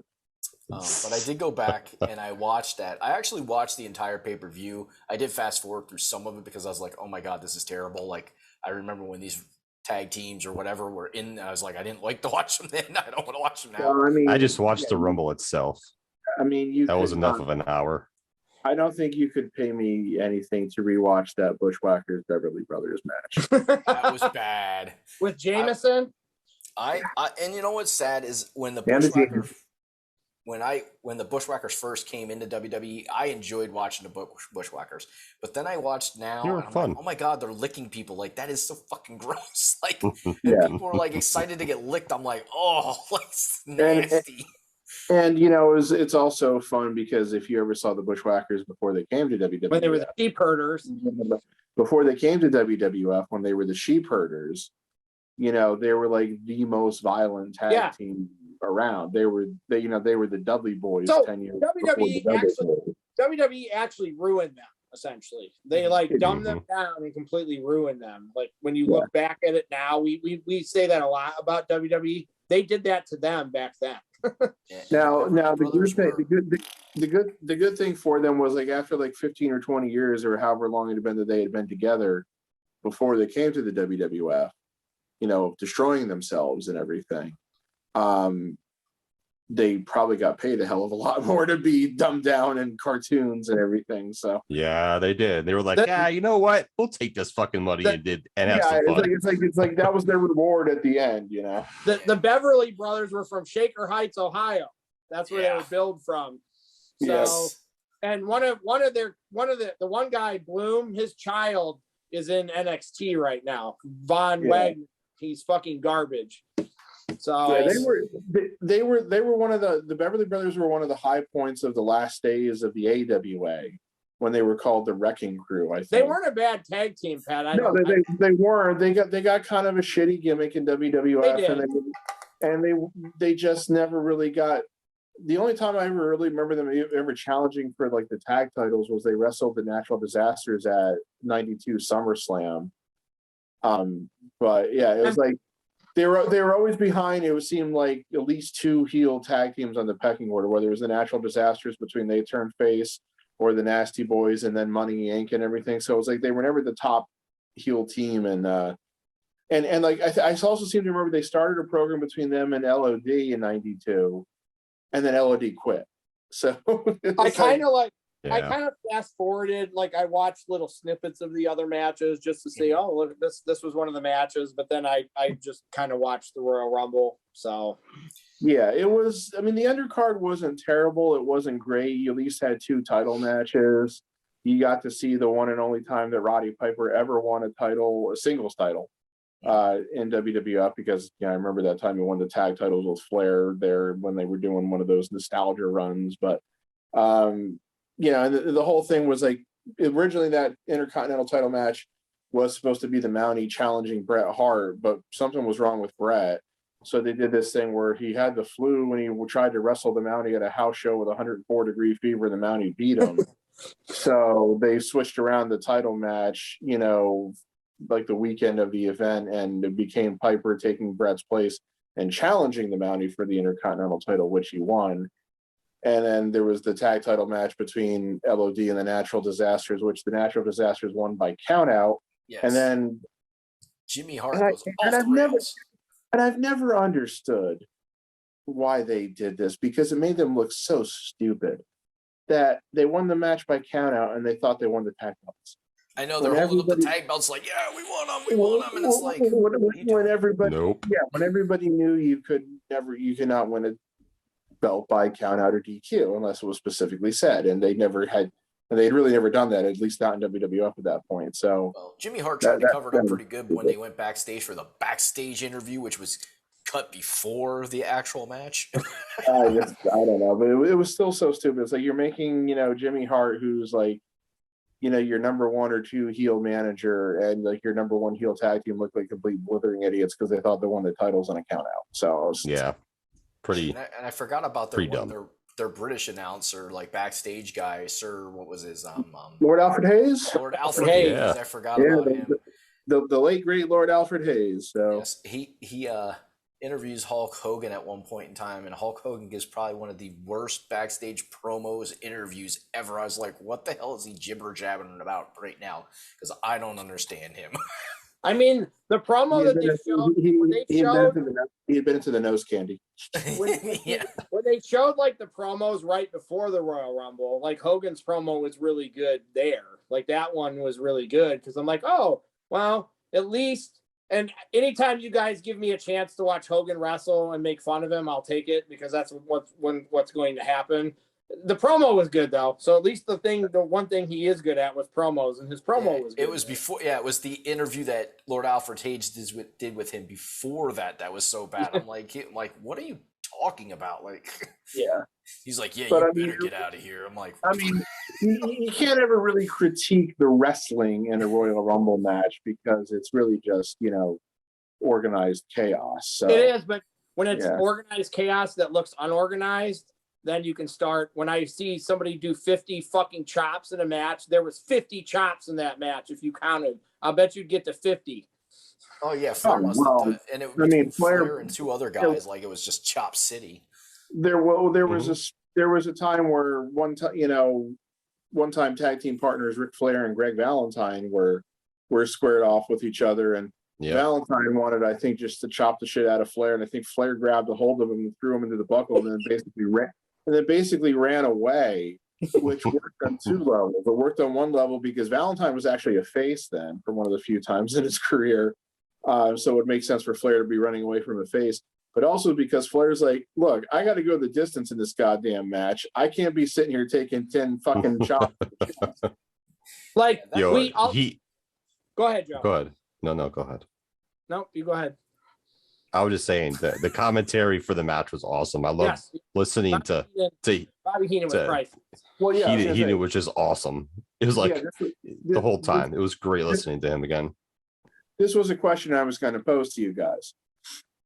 Who was the MVP of the 1992 Royal Rumble match? Bobby Heenan. The answer is Bobby Heenan. Yeah, absolutely. Bobby Heenan gave his best performance on commentary ever. Because I did get a little annoyed at one point in time by it, but overall it was very entertaining. Yeah, but at the same time, it was great because he had some great one-liners. There were some moments where he was just clearly losing his mind. He'd run out of things to say, and like it worked like in kayfabe. Like there was one part where it was like somebody was like jogging down to the ring saying like, see, look, he's wasting time. He's wasting energy. Yes. Yes. And Monsoon's like, he's not wasting energy. He's like, and one of my favorite lines, and of course, he's like, I got to apologize to people. I don't think I can be objective. When have you ever been objective? But it's awesome. It was good back and forth. Jalapeno. Come on, that was awesome. Yeah. Probably the best line, though, that he had in the whole match. And I don't know however many people remember this that well, because he had so many lines in that match. When the Barbarian came out. And because Monsoon kept, saying like, oh, this guy doesn't like Flair, that guy doesn't like Flair. He's like, Barbarian doesn't like Flair. And Heenan, without missing a beat, just goes, Barbarian doesn't like anybody. When I managed him, he barely liked me. Why do you think they call him the Barbarian? He's not a hairdresser on his day off, Well, it was funny too, because at some point in time he makes a reference to Tito Santana making guacamole. He's like, what? His tights are green. Shawn Michaels was making guacamole out of El Matador. He is not. Look at the tights; they're green. We did just funny stuff. There was about a 10 or 15-minute sequence there where we got to see Shawn Michaels and Ric Flair try to outsell each other. So we did get to see that. That was entertainment. I saw the Flair flop. I think I counted 4 different times. I saw Flair. I thought I saw him do it 5 times.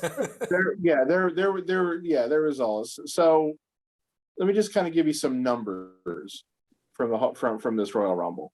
So, I mean, obviously the biggest thing about this was that the match was for the WWF Championship, which was unprecedented. They had never done it. The first 4 years of the Royal Rumble, it was just this fun little match, but it didn't have any meaning, really. The first 2 definitely didn't have any.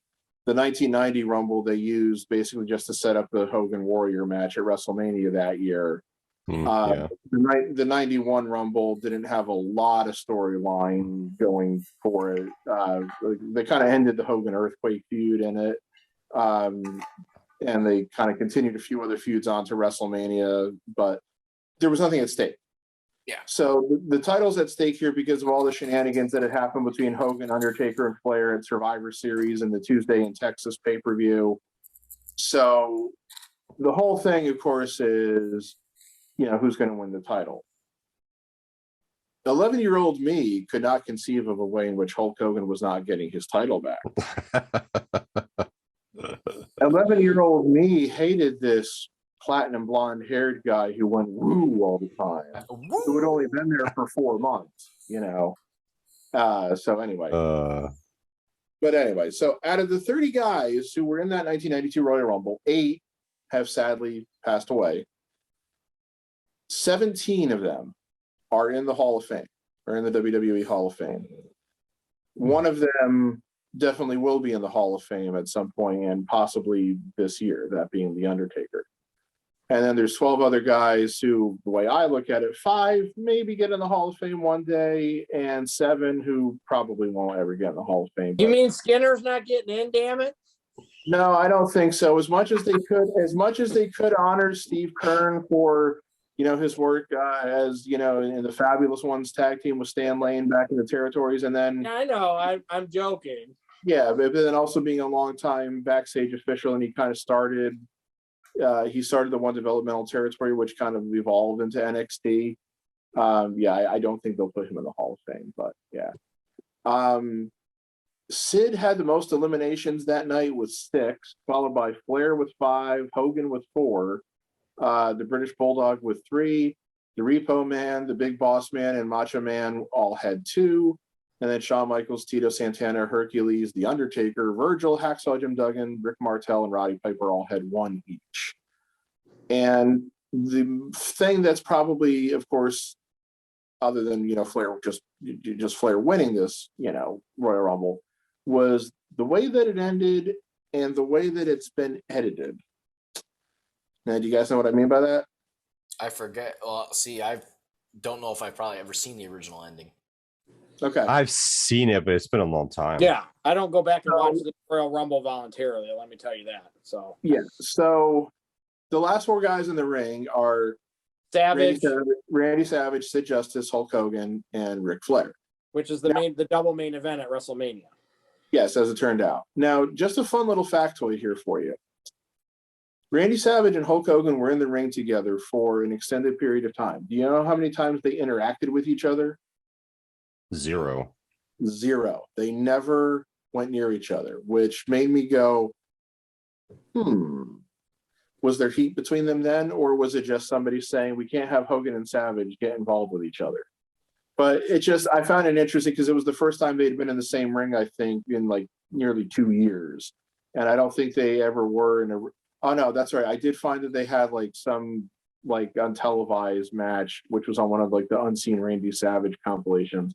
But I was like, I don't think they ever got in the ring together again until Savage came to WCW. So, but anyway, so Sid's got Flair or Savage he's trying to like lift him up over the turnbuckle. Flair breaks away from Hogan, comes running at Sid, hits him with a running knee to the back, which causes Sid to drop Savage onto the floor. So Savage is out the second time he had been eliminated that night. Right, because he eliminated himself, and that wasn't a rule clearly back then because he clearly jumped over the ropes. He clearly which I forgot. I thought it was funny. I'm like, oh yeah, that wasn't a thing. Back then, they always used to stipulate you had to be thrown over. You can't eliminate yourself. And I was like, because at first Savage is freaking out, saying Savage eliminated himself, and then like within like a minute of him like trying to go after Jake on the floor and Undertaker breaking it up, they're like, oh no, I don't know, no, I guess what is it? He's got to be thrown over the top. And of course, that's not the way they do the rules today, you know. So it's like if you jump yourself over the top rope, you're eliminated. And they had actually already done that before. In the 1989 Royal Rumble, Andre eliminated himself by just going out over the top rope when Jake scared him off with the snake. But anyway, so them changing rules. That's all. Yeah. So Hogan gets a hold of Flair, knocks him over the buckle, knocks him down on the apron, and he's trying to kick him off the apron. And then Sid's just watching. And Sid just comes up from behind, grabs the hold of Hogan, and tosses him out. Yep. The arena went nuts. They were cheering uncontrollably. That Hogan got eliminated. By Sid. Hogan, of course, they edit the cheers out, don't they? They have edited the cheers down, and also I remember this, and probably don't have the tape anymore since my parents moved and everything. But Monsoon was defending it on commentary by saying, "Oh, it's every man for himself." I don't believe that line is still existent on the network version. Like if you go back and watch it on the network right now, like you won't hear him say that. It was on the Peacock version. I watched the Peacock version, and it was in. He does say that. Yeah, that's what I meant. I don't remember. I've watched that. I watched that Royal Rumble match so many times, so it's like, I'd have to really go back. But yeah, but it's the Peacock version, so it's still there. Okay, so but it's they definitely temper down the cheers though, so they don't make it sound like everybody was really cheering for Sid eliminating Hogan. And then of course, Hogan grabs a hold of Sid's arm, and then Flair upends his legs from behind, and Hogan helps drag Sid out. So Flair wins, goes off to celebrate with Mr. Perfect and Bobby Heenan. Then they had the whole big conflict between Hogan and Sid in the ring, and Hogan's trying to do all those hand to the ear stuff, and he was getting booed pretty heavily. Yeah, they definitely, it wasn't being booed when I listened to it. It was cheers. Yeah. The original version, he did get booed. Like that was the time where people were just kind of just not like, we're done with you with this superhero character. I think people were getting a little tired of his shtick, and they were starting to see different stuff between people like Flair, Undertaker, Sid. Yeah, they definitely added cheers back in. Yeah, Brett was starting to get big at that time too. So yep. It was really pretty obvious that there was time for like a changing of the guard and everything. Yeah. And then of course they still originally planned to do Hogan Flair at WrestleMania, and then still wouldn't give it to us because nobody's ever given the definitive answer to why it never happened. Some people have said that the house show matches didn't sell well and didn't get good reviews, so they're like, we can't actually have them wrestle at WrestleMania, which was still pretty stupid. But I don't believe the whole house show shit didn't sell either. I'm not buying it. Yeah, I mean, it's like, look, it's like, you want to look at the history of like WWE versus WCW. WCW gave you Hogan Flair right away, and it sold. I think it was WCW's best-selling pay-per-view for some time. You know, when Hogan first joined WCW. So, yeah, but the first like maybe 25 minutes of it to me were passable, but the last like, and I know what you're saying. I still like there was when Hogan clotheslined Undertaker out, he like almost pushed somebody out of the way so he could go do it. Like there was a lot of places in that match where it didn't look like people knew what they were doing. Like I saw somebody hit one person while another person was hitting them. There was a lot of like it was like you said, organized chaos. There was a lot of unorganized chaos in this match, and maybe because I watched the last time I watched it was probably when I was a kid, because like I said, I'm not going to go back and watch a lot of Royal Rumbles again voluntarily, because the reality of it is most of the Royal Rumbles, the best part of it is the surprises. The match itself is usually a lot of garbage with guys chopping and punching and kicking in the corner and clotheslining. There's not a lot of great wrestling in this match, and I generally watch wrestling for the wrestling, and that's not usually happening in this match. And there was a lot of no selling too. Yes. Like I remember, like how was it? Haku got hit from behind with a forearm. It didn't sell it. The Barbarian got hit with a forearm or hit in the back of the head. Didn't sell it. And he was like, okay, we're gonna go back and forth. Okay. You hit me, I hit you. Okay, I'll sell for you now. Like there was just so much of that going on too, and I'm like, oh my god, this is horrible. That always drives me nuts about the Rumbles, and it's like this with any Rumble. So now guys get in there. It's like some of the shit we can still say about them now too. Yeah. So the one thing that I will always say is there's always certain guys, and you can probably go back and watch any Rumble and see this, that come in and they got to get their shit in. Like they give like their finishing move to every guy that's in there. Like you see. It's like Brock Lesnar will get in there and you see 5 F5s to 5 different guys. It's like, what the fuck? Like, come on. Well, that happens, I think, more now than it did then. I mean, like a lot of times you'd have where like somebody, like one of the more like prominent names comes into the ring and they come in like a house of fire and they'll throw guys out right away. Like in this one, looking at my list here, ones that would qualify for that was like as soon as Undertaker came in, he clotheslined Jimmy Snuka out. Yeah. As more or less as soon as Savage came in, he eliminated Jake, which was, of course, that was a big feud at the time. When Hogan came in, he went right after Undertaker and Flair, who were the two guys he was feuding with at the time. And he, like, after like a minute or so, he like Matt said, or AJ said, he clotheslined Undertaker out. And then he like eliminated the Berserker right after that, because the Berserker came running at him and he like backdropped him over the ring and everything. Oh, dude, the Berserker! When he came out to the ring, I was like, oh man, I know. I thought the same thing. I'm like, oh shit, the Berserker! I forgot about this guy. I was actually happy to see him. I don't know why. I was like, yeah, go Berserker. I know. Cool. I always kind of liked him. I always kind of had a soft spot for him, and I've always liked the Repo Man. The Repo Man was terrible. So, but I always kind of liked him too. He was like sneaking around. Even after he got eliminated, he looked like he was sneaking around outside the ring. Well, it's just funny. Like in his promo, he's like, because everything that's mine is mine, and everything that's yours is mine too. And to think he had spent the previous 4 or 5 years of Smash, and had been Crusher Khrushchev before that. But yeah, Repo Man got to eliminate 2 Hall of Famers in this match, Nikolai Volkov and Greg the Hammer Valentine. Oh my god, and then, Volkov looked so old. Yeah, he did. Even in that match. He did. Yeah. Hope you're not staying in this match long. Volkov was a substitute for somebody.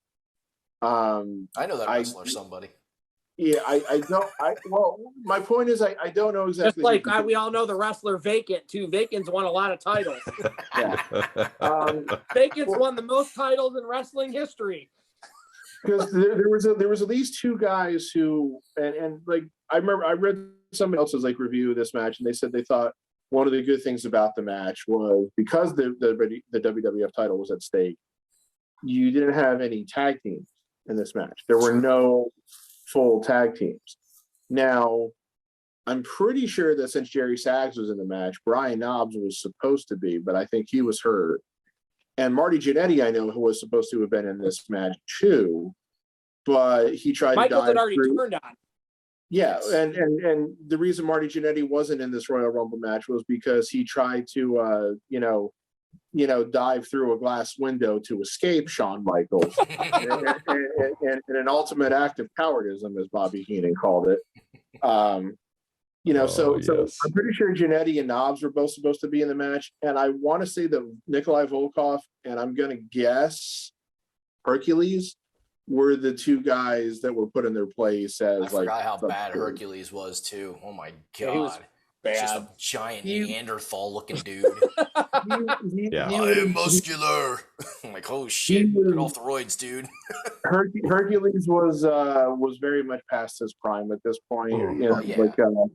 And when he switched from having like the full beard to going with like the Hogan style, like Fu Manchu, it made him look worse. So this was kind of Hercules' last event.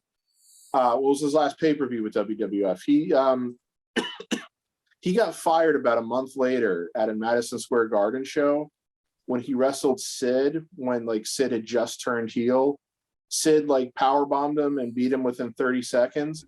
But as soon as the pin was counted, Hercules just got up and walked to the back like nothing had happened. Like he didn't sell the fact that Sid had been powerbombed or anything.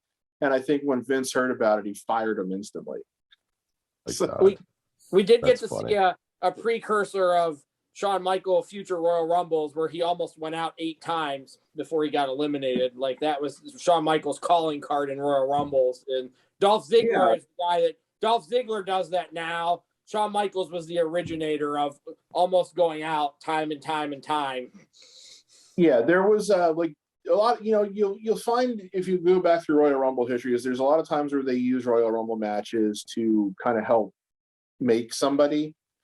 Like they did it in 1990 with Earthquake, where he came in and he tossed out like 3 guys, including Dusty Rhodes, and then it took like everybody in the ring to eliminate him. It wasn't long. And it wasn't long after that they started his big feud with Hulk Hogan. Computer. In the 1994 match, they had Diesel eliminate like 7 guys like all in a row, and he was like the only guy in the ring for a lot, and that helped like start to get him over. There have been other instances like that where they use the Rumble match to really help sell somebody new. Yeah. Flair obviously is the star of this Royal Rumble because of what he did.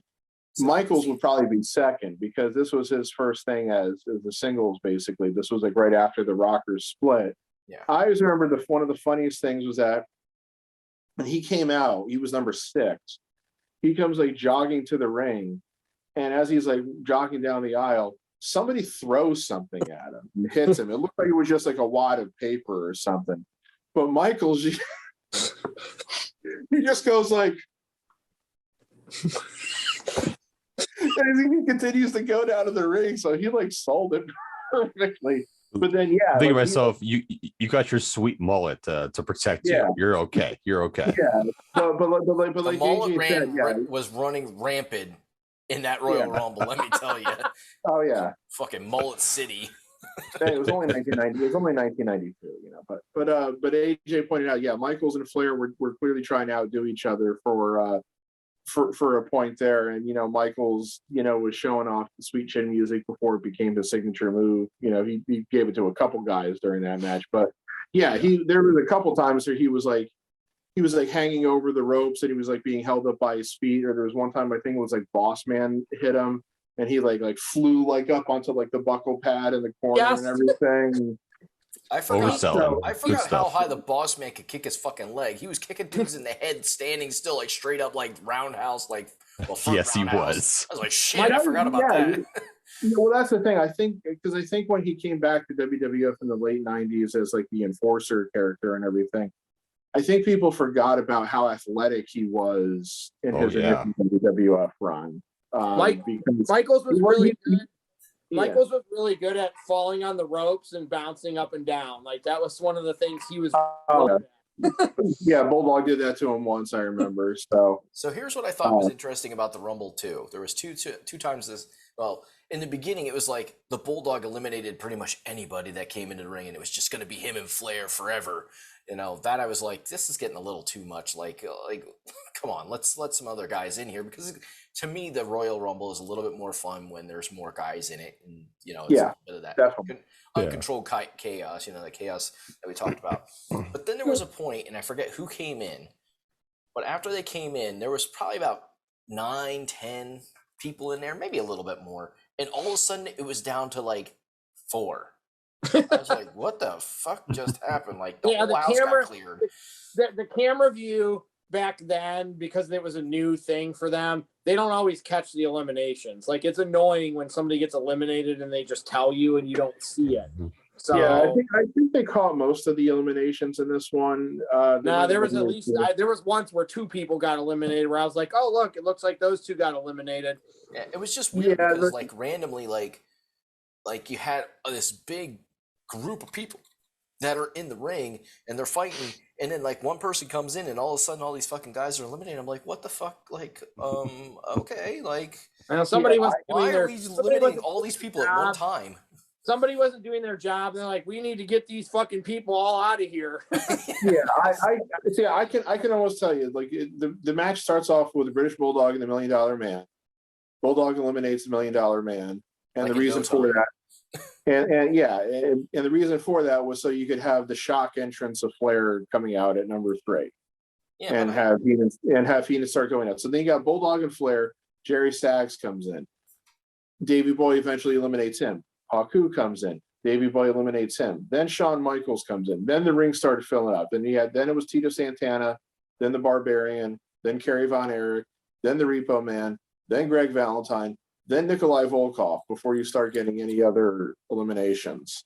Right. And then like the Boss Man came in, and then you start, Volkov goes out, Valentine goes out, Repo Man goes out, Bulldog goes out, Kerry Von Erich goes out, Santana and Michaels eliminate each other. Then it's like Hercules comes in, and then all like within a pretty quick series, Hercules eliminates the Barbarian, Boss Man eliminates Hercules, and then Flair eliminates the Boss Man. So Flair's in the ring by himself. Yeah, that's what it was. Flair was in the ring by himself. I was like, what the fuck? And the reason for that was because the next entrant was Roddy Piper, and because Piper and Flair had the big feud at the time. Like, Flair was feuding with both Piper and Hogan simultaneously. So they wanted the one-on-one between Piper and Flair. And when Piper came out, the crowd was lit. The crowd was absolutely into it.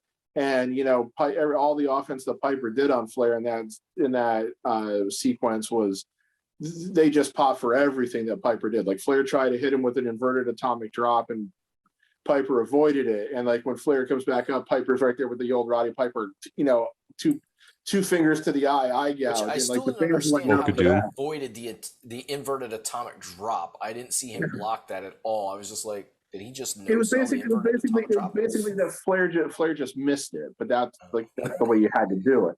That's the way you had to do it. And because Flair was so tired at that point and Piper was fresh, even though he had wrestled the match earlier, it was like, he was able to do it. But then the ring started filling up again. Jake, Duggan, IRS, Snuka, Undertaker. Then Snuka finally goes out, and then it kind of ebbed and flowed then until you got to the end. What I think I saw there was like 2 halves to the match, basically. Duggan seeing Hacksaw Jim Duggan as an adult, he was terrible. He was terrible. No, he wasn't good. He was awful as a wrestler, like just awful. Like, I don't remember really liking him that much as a kid, but seeing him now as an adult, he was terrible.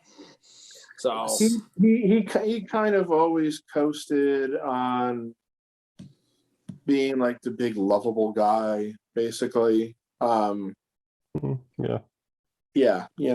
His you could say that his shtick had worn through at this time, of course. I thought I saw the Roddy Piper eye poke too many times in the Royal. Yeah, there was a lot of eye pokes.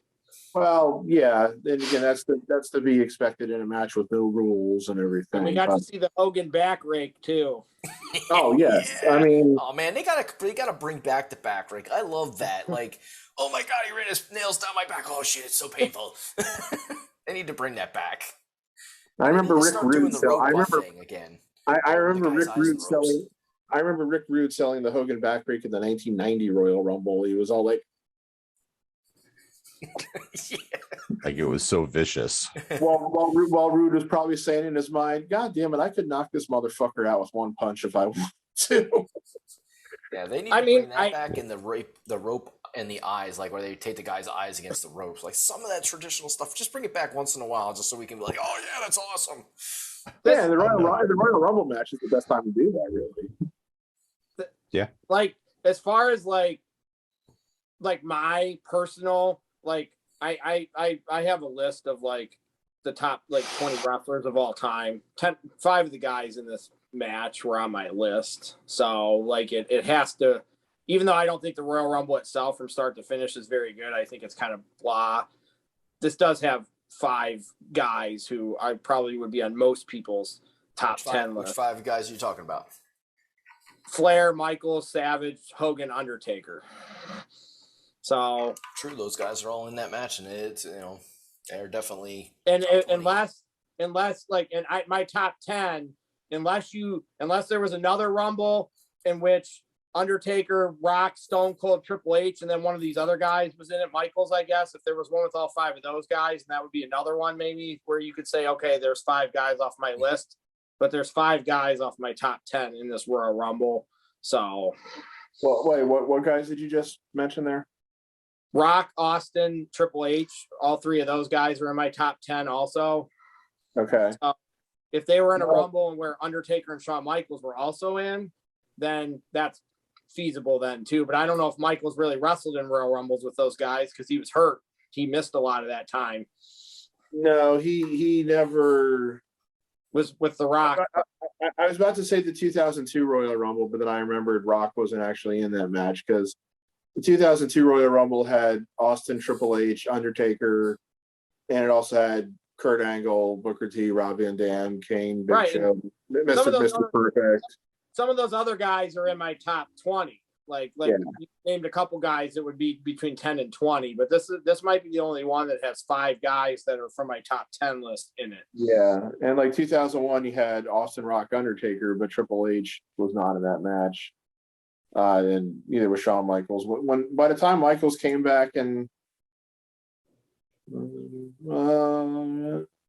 let's see, 2003, we had Michaels, Jericho, Mysterio, Edge, Christian, RVD, both Hardys, Eddie Guerrero, John Cena, Booker T, Batista, Brock Lesnar, Undertaker.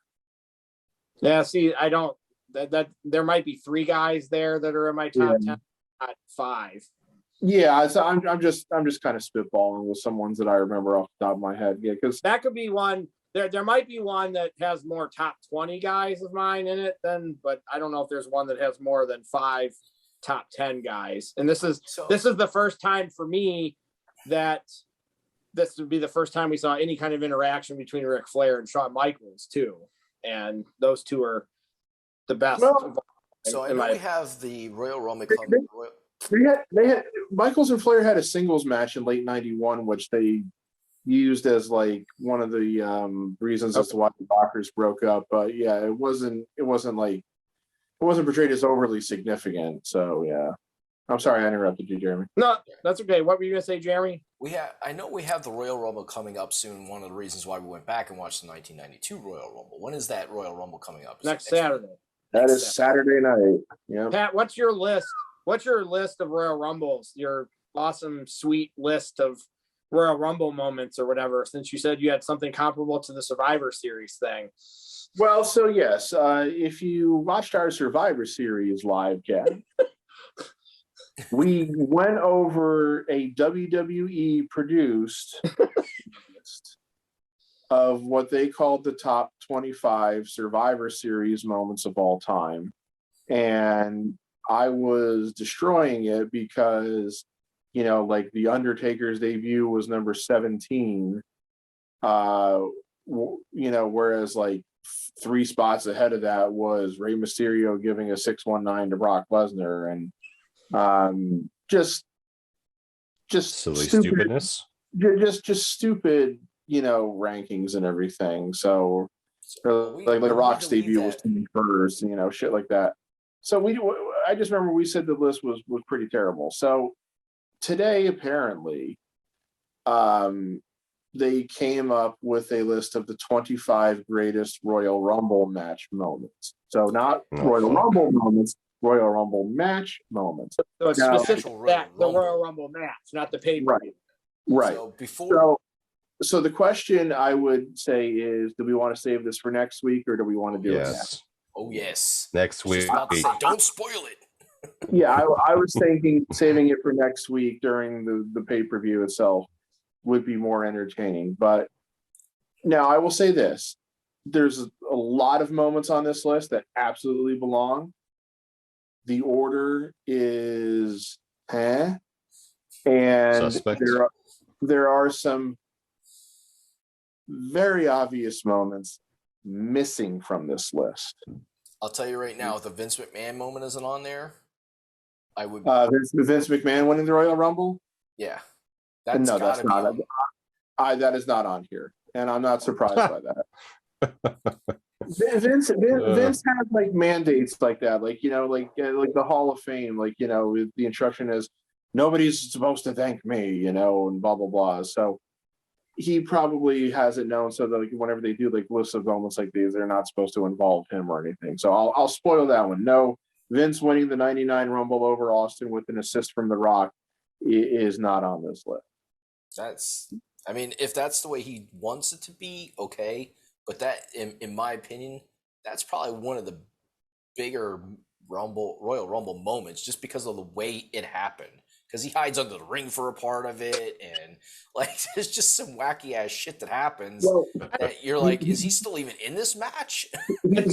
he ran away. Him and Austin were 1 and 2. He ran away from Austin because he had a trap set up where the corporation just showed up in this bathroom and beat the shit out of Austin, and then Austin got hauled away to the hospital, and then Vince just disappeared for a while. Then he came back down, and he joined Cole and Lawler on commentary, because that's when JR was out with one of his Bell palsy bouts.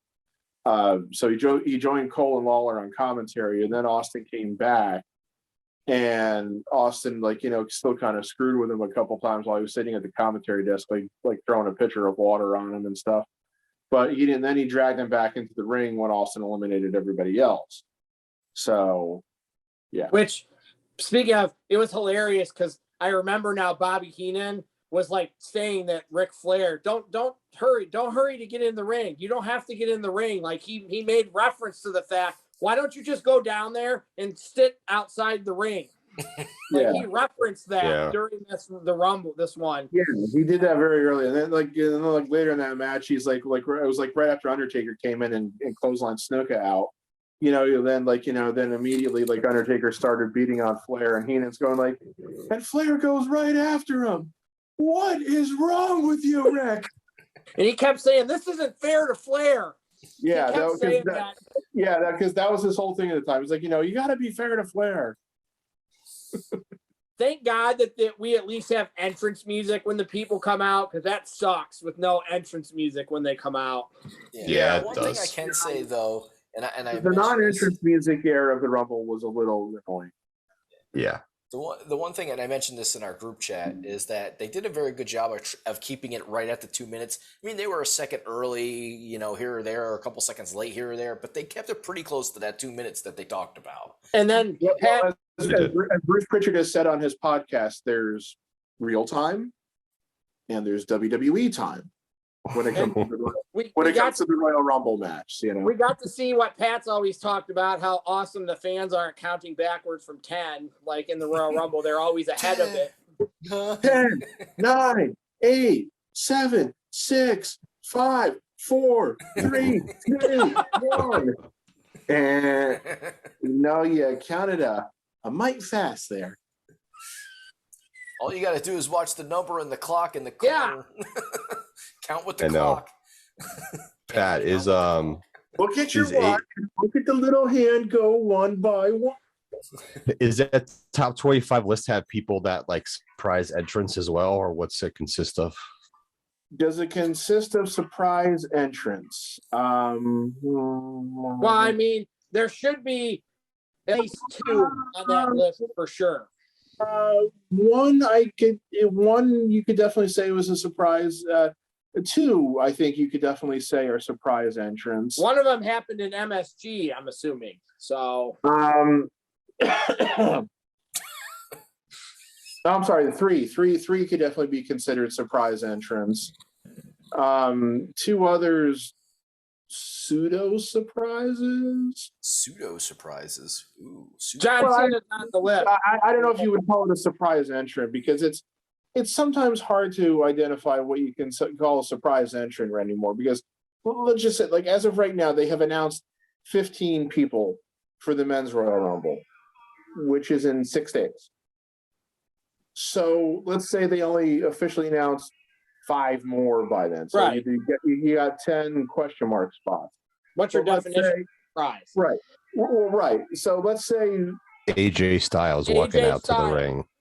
Well, yeah. Well, I was going to say, let's say Chad Gable is one of the participants in the Rumble match, and he wasn't announced ahead of time. Right. Is that a surprise? No. He's currently on the roster. No. So Joe is specifically keynoting one, as was I. So I was specifically saying John Cena and MSG. So yeah. Well, again, I don't want to spoil the list. Okay. I remember how excited me and Jeremy were when John Cena showed up at MSG that night. You betcha. Well, I was there too. Yeah. Well, I don't remember as excited as I was. I don't remember you being quite as excited as me and Jeremy were. I jumped out my seat and I think I hugged AJ. Well, I don't think I was such losers. Whatever, man. I'm just trying to remember who else was at your house that night, because I know I was at that house watching. I know you were too. Man. I also seem to kind of remember that there was more speculation at that time about whether or not Brock was going to show up, because I think there had been some talk about he had taken a meeting with Vince, and people were saying, hey, maybe Brock will show up, but there was nothing. Absolutely nothing about Cena anywhere. We didn't even expect to see him back for WrestleMania that year. We thought he was going to be out a year from, it was September or October, so, and then either he was back in 5 months, so it's it makes you kind of wonder how he got back so quickly. Super Cena! HGH. But whatever. I'm not saying what was involved in being Super Cena. I'm just calling him that. Thanks, Doc. I needed that injection. Yeah, but it was a complete surprise, and the way the crowd lost it, and you could tell it was a crowd that wasn't fully fans of Cena either. But just the fact that it was completely out of the blue. Yes. Yeah, it just made everybody lose their minds. So. Yeah, that was a special moment. That was a special moment. AJ Styles was also a special moment. So AJ Styles was cool because I can't believe that's been 6 years already now. Because that was a forbidden door moment that we didn't know if we would see. That was a moment we didn't know if we would ever see AJ in WWE. We didn't know that at the time. Right. I kind of at that point in time figured if he hasn't come to WWE by now, he's never going to. So the fact that he did, and again, they kind of did it a smart way. They did it the same way they did Flair coming out at number 3, because he was number 3. So Roman's already eliminated. I think it was Rusev, and so he's and this was when Roman. That was the match where Roman was defending the title.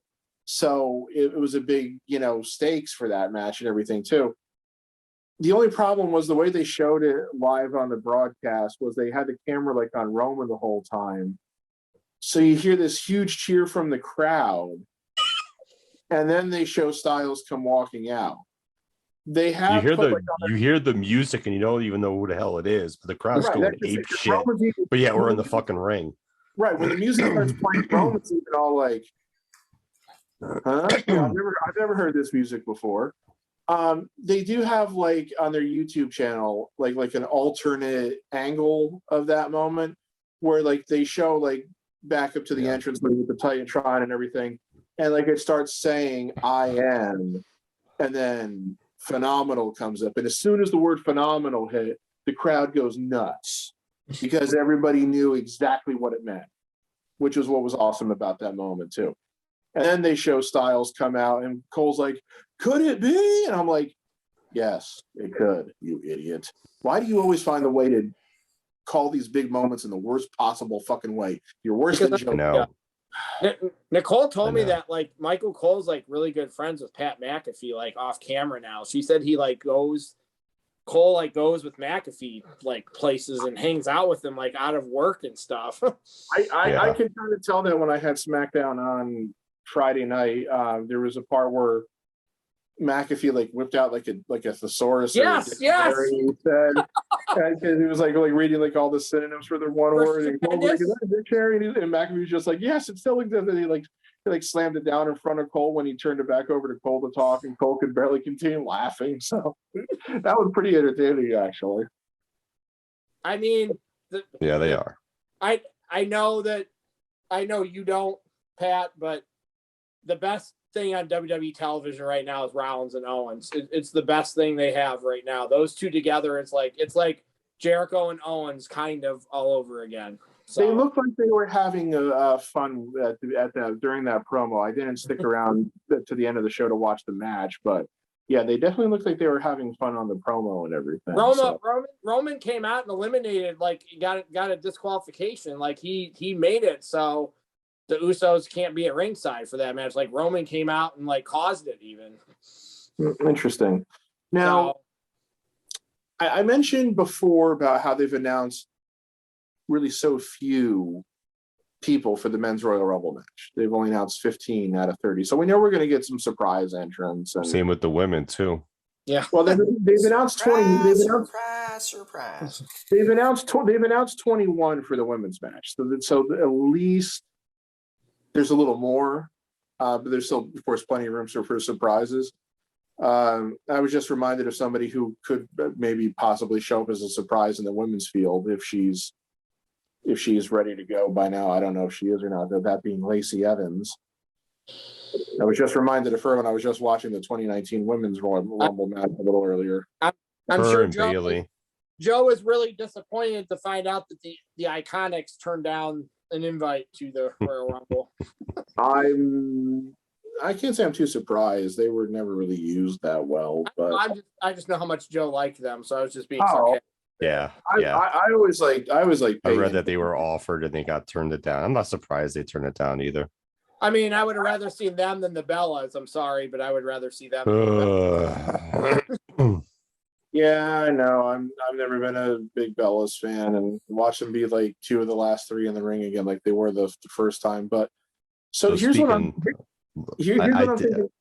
Let me find something because my friend Shane sent something to me on Facebook, like tagged me because the Bellas had to like go on their podcast and like, hey guys, we're officially in the Royal Rumble. Where is it at? I made a comment to it because of what happened at WrestleMania last year. It would be fucking awesome if Bayley comes out and throws both of them out. That would be cool. Oh my god, yeah. They've made it sound like both Bayley and Sasha are not ready yet. I know Sasha's not. Bayley's kind of on the fence. Like Bayley maybe isn't, but if she borrows some stuff from Super Cena, maybe she will be. Yeah, put it this way: you can't discount the possibility. Right, Sasha definitely no, but Bayley could show up. So Shane sent me. He tagged me on their video, and I just wrote this. And it kind of makes sense, and it kind of does it, but it was just I just wrote it, and I put ugh and put a sad face. I said those two are about as good as two Playboy buddies in the ring. Good to look at and horrible in action. Oh, ouch. Like yeah, Candace I went there. Like Candice Michelle was. I was just like, oh my god, I can't believe. I'll think to myself, why did Shane tag me on this? But it is what it is. Candice was at least competent when they gave her that push that time, as brief as it was. She was.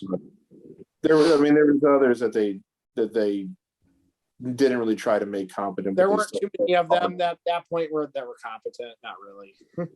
Well, yeah, that was a time frame. WWE definitely seems to be trying to get feelers out to ex-WWE wrestlers, no matter what promotion they're at right now. It definitely seems like that's what they're trying to do. I think they're trying to do something different for this Royal Rumble. So, I mean, you got Mickey James. You couldn't get the Iconics.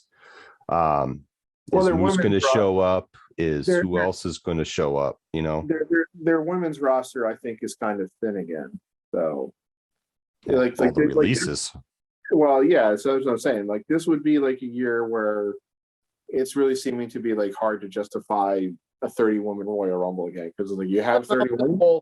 They'll just pull a couple bodies from NXT. They'll put Raquel in it. Yeah.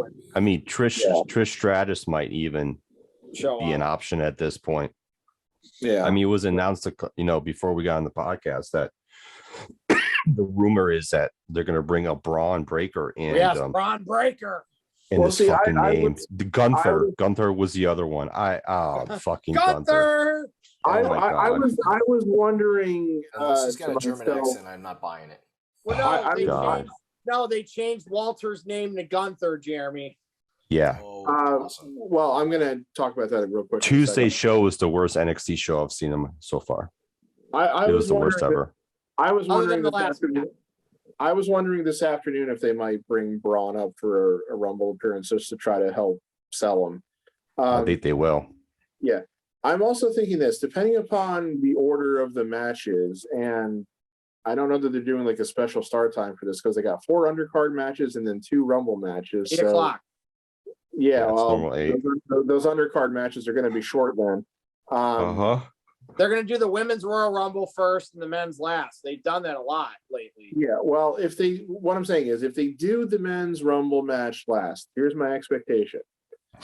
Losers of the title matches will show up in the Rumble match. So that means Lashley, because he's not beating Brock.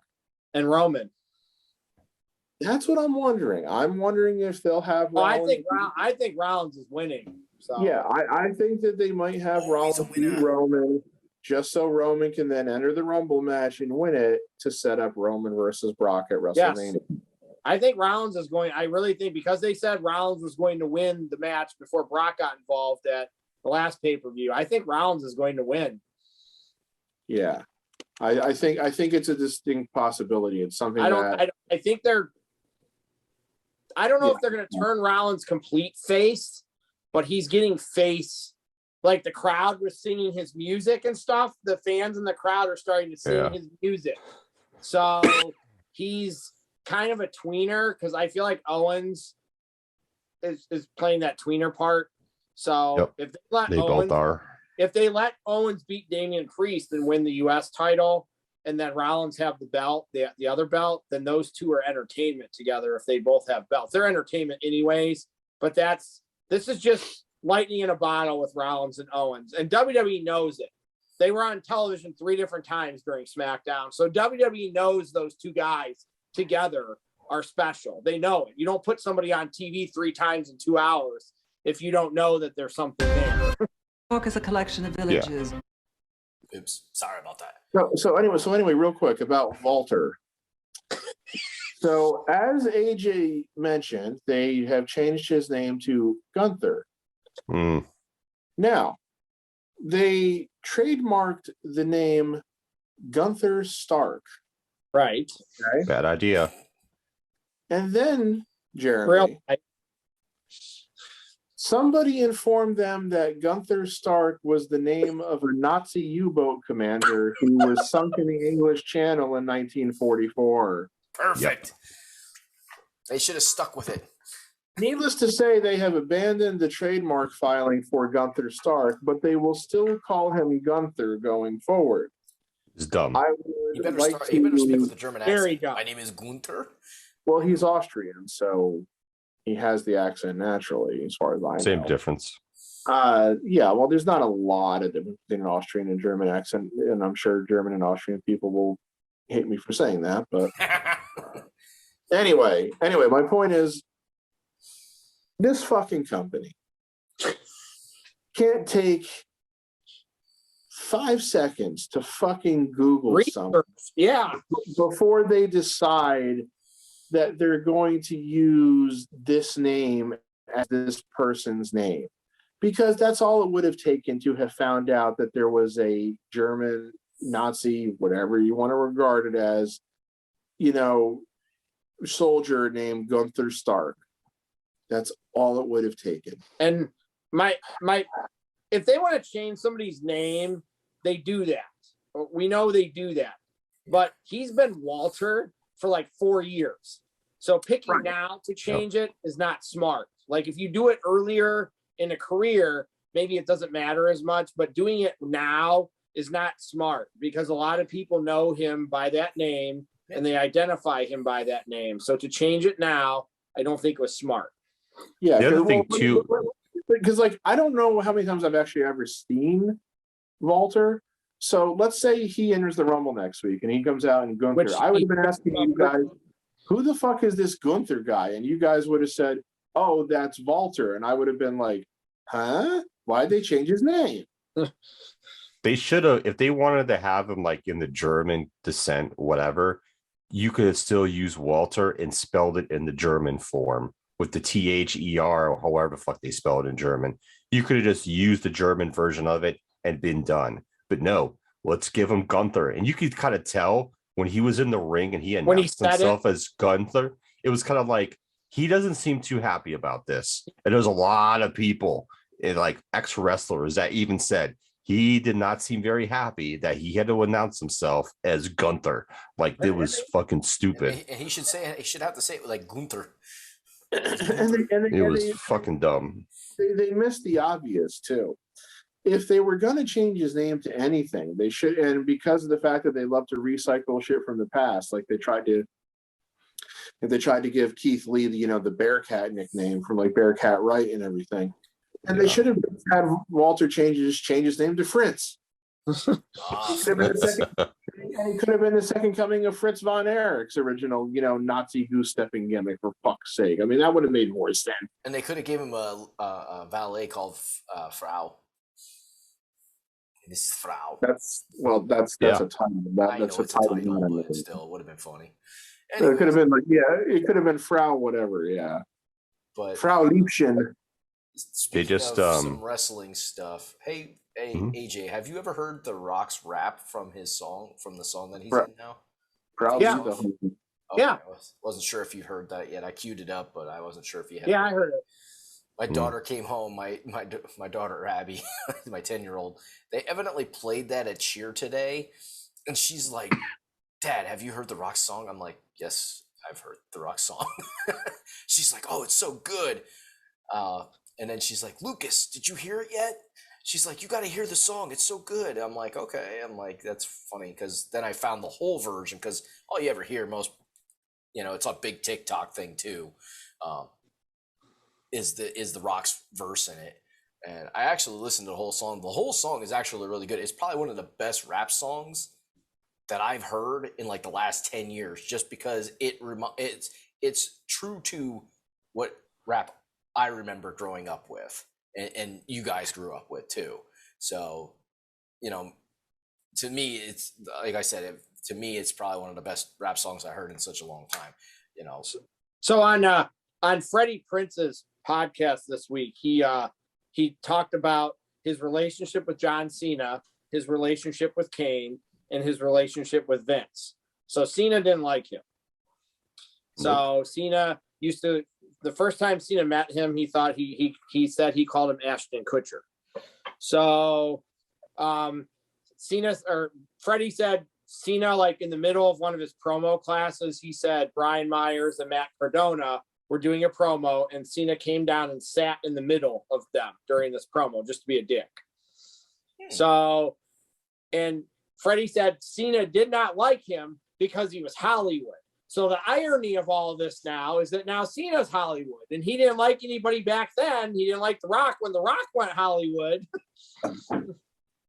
Now the tables have turned, and it's okay for me, but not for you. And he said that he said during that promo when he interrupted him, Freddie said he was like, "John, let's go out and talk in the hallway," and they came to an understanding. But Freddie said when he walked back in, Zack Ryder was like, God damn, I thought you were gonna fight, and I thought he was gonna kick your ass. And Freddie's like, I'm not about to get in a fight with the Incredible Hulk.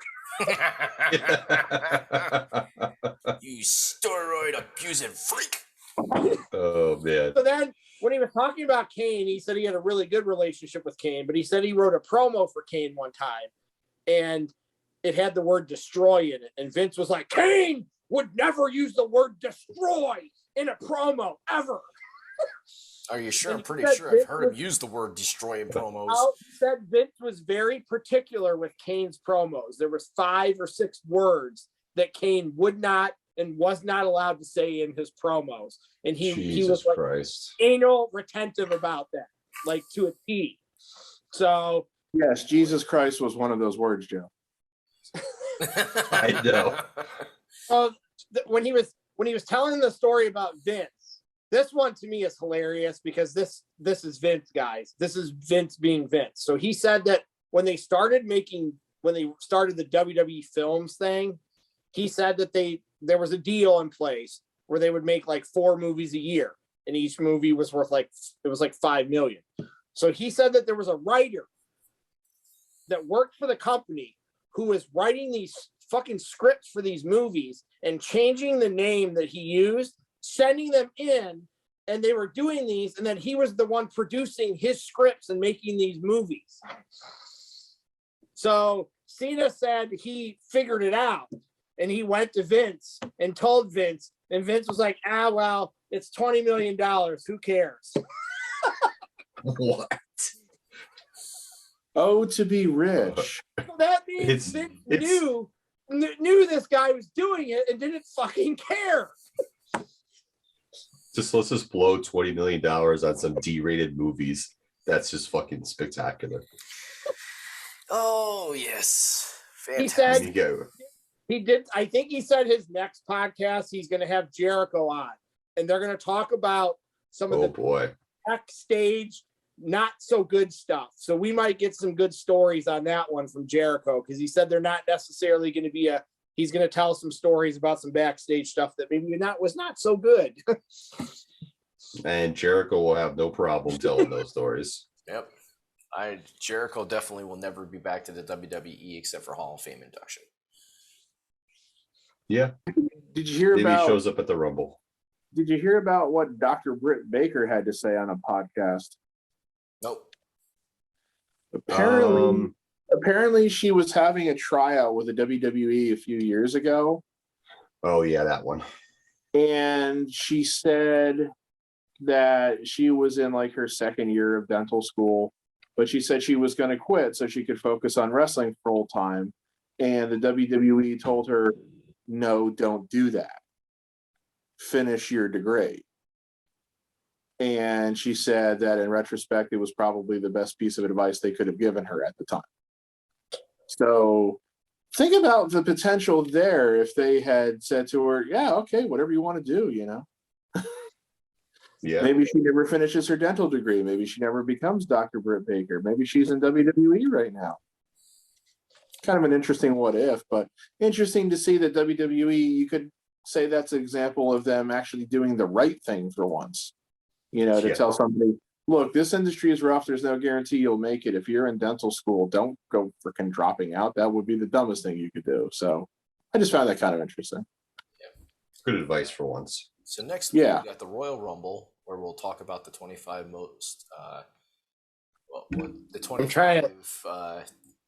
most memorable things that happened during the Royal Rumble match. Where we shall belittle WWE, the WWE produced list of the 25 greatest Royal Rumble match moments. Now, I will tell you, I will have a special guest during that podcast.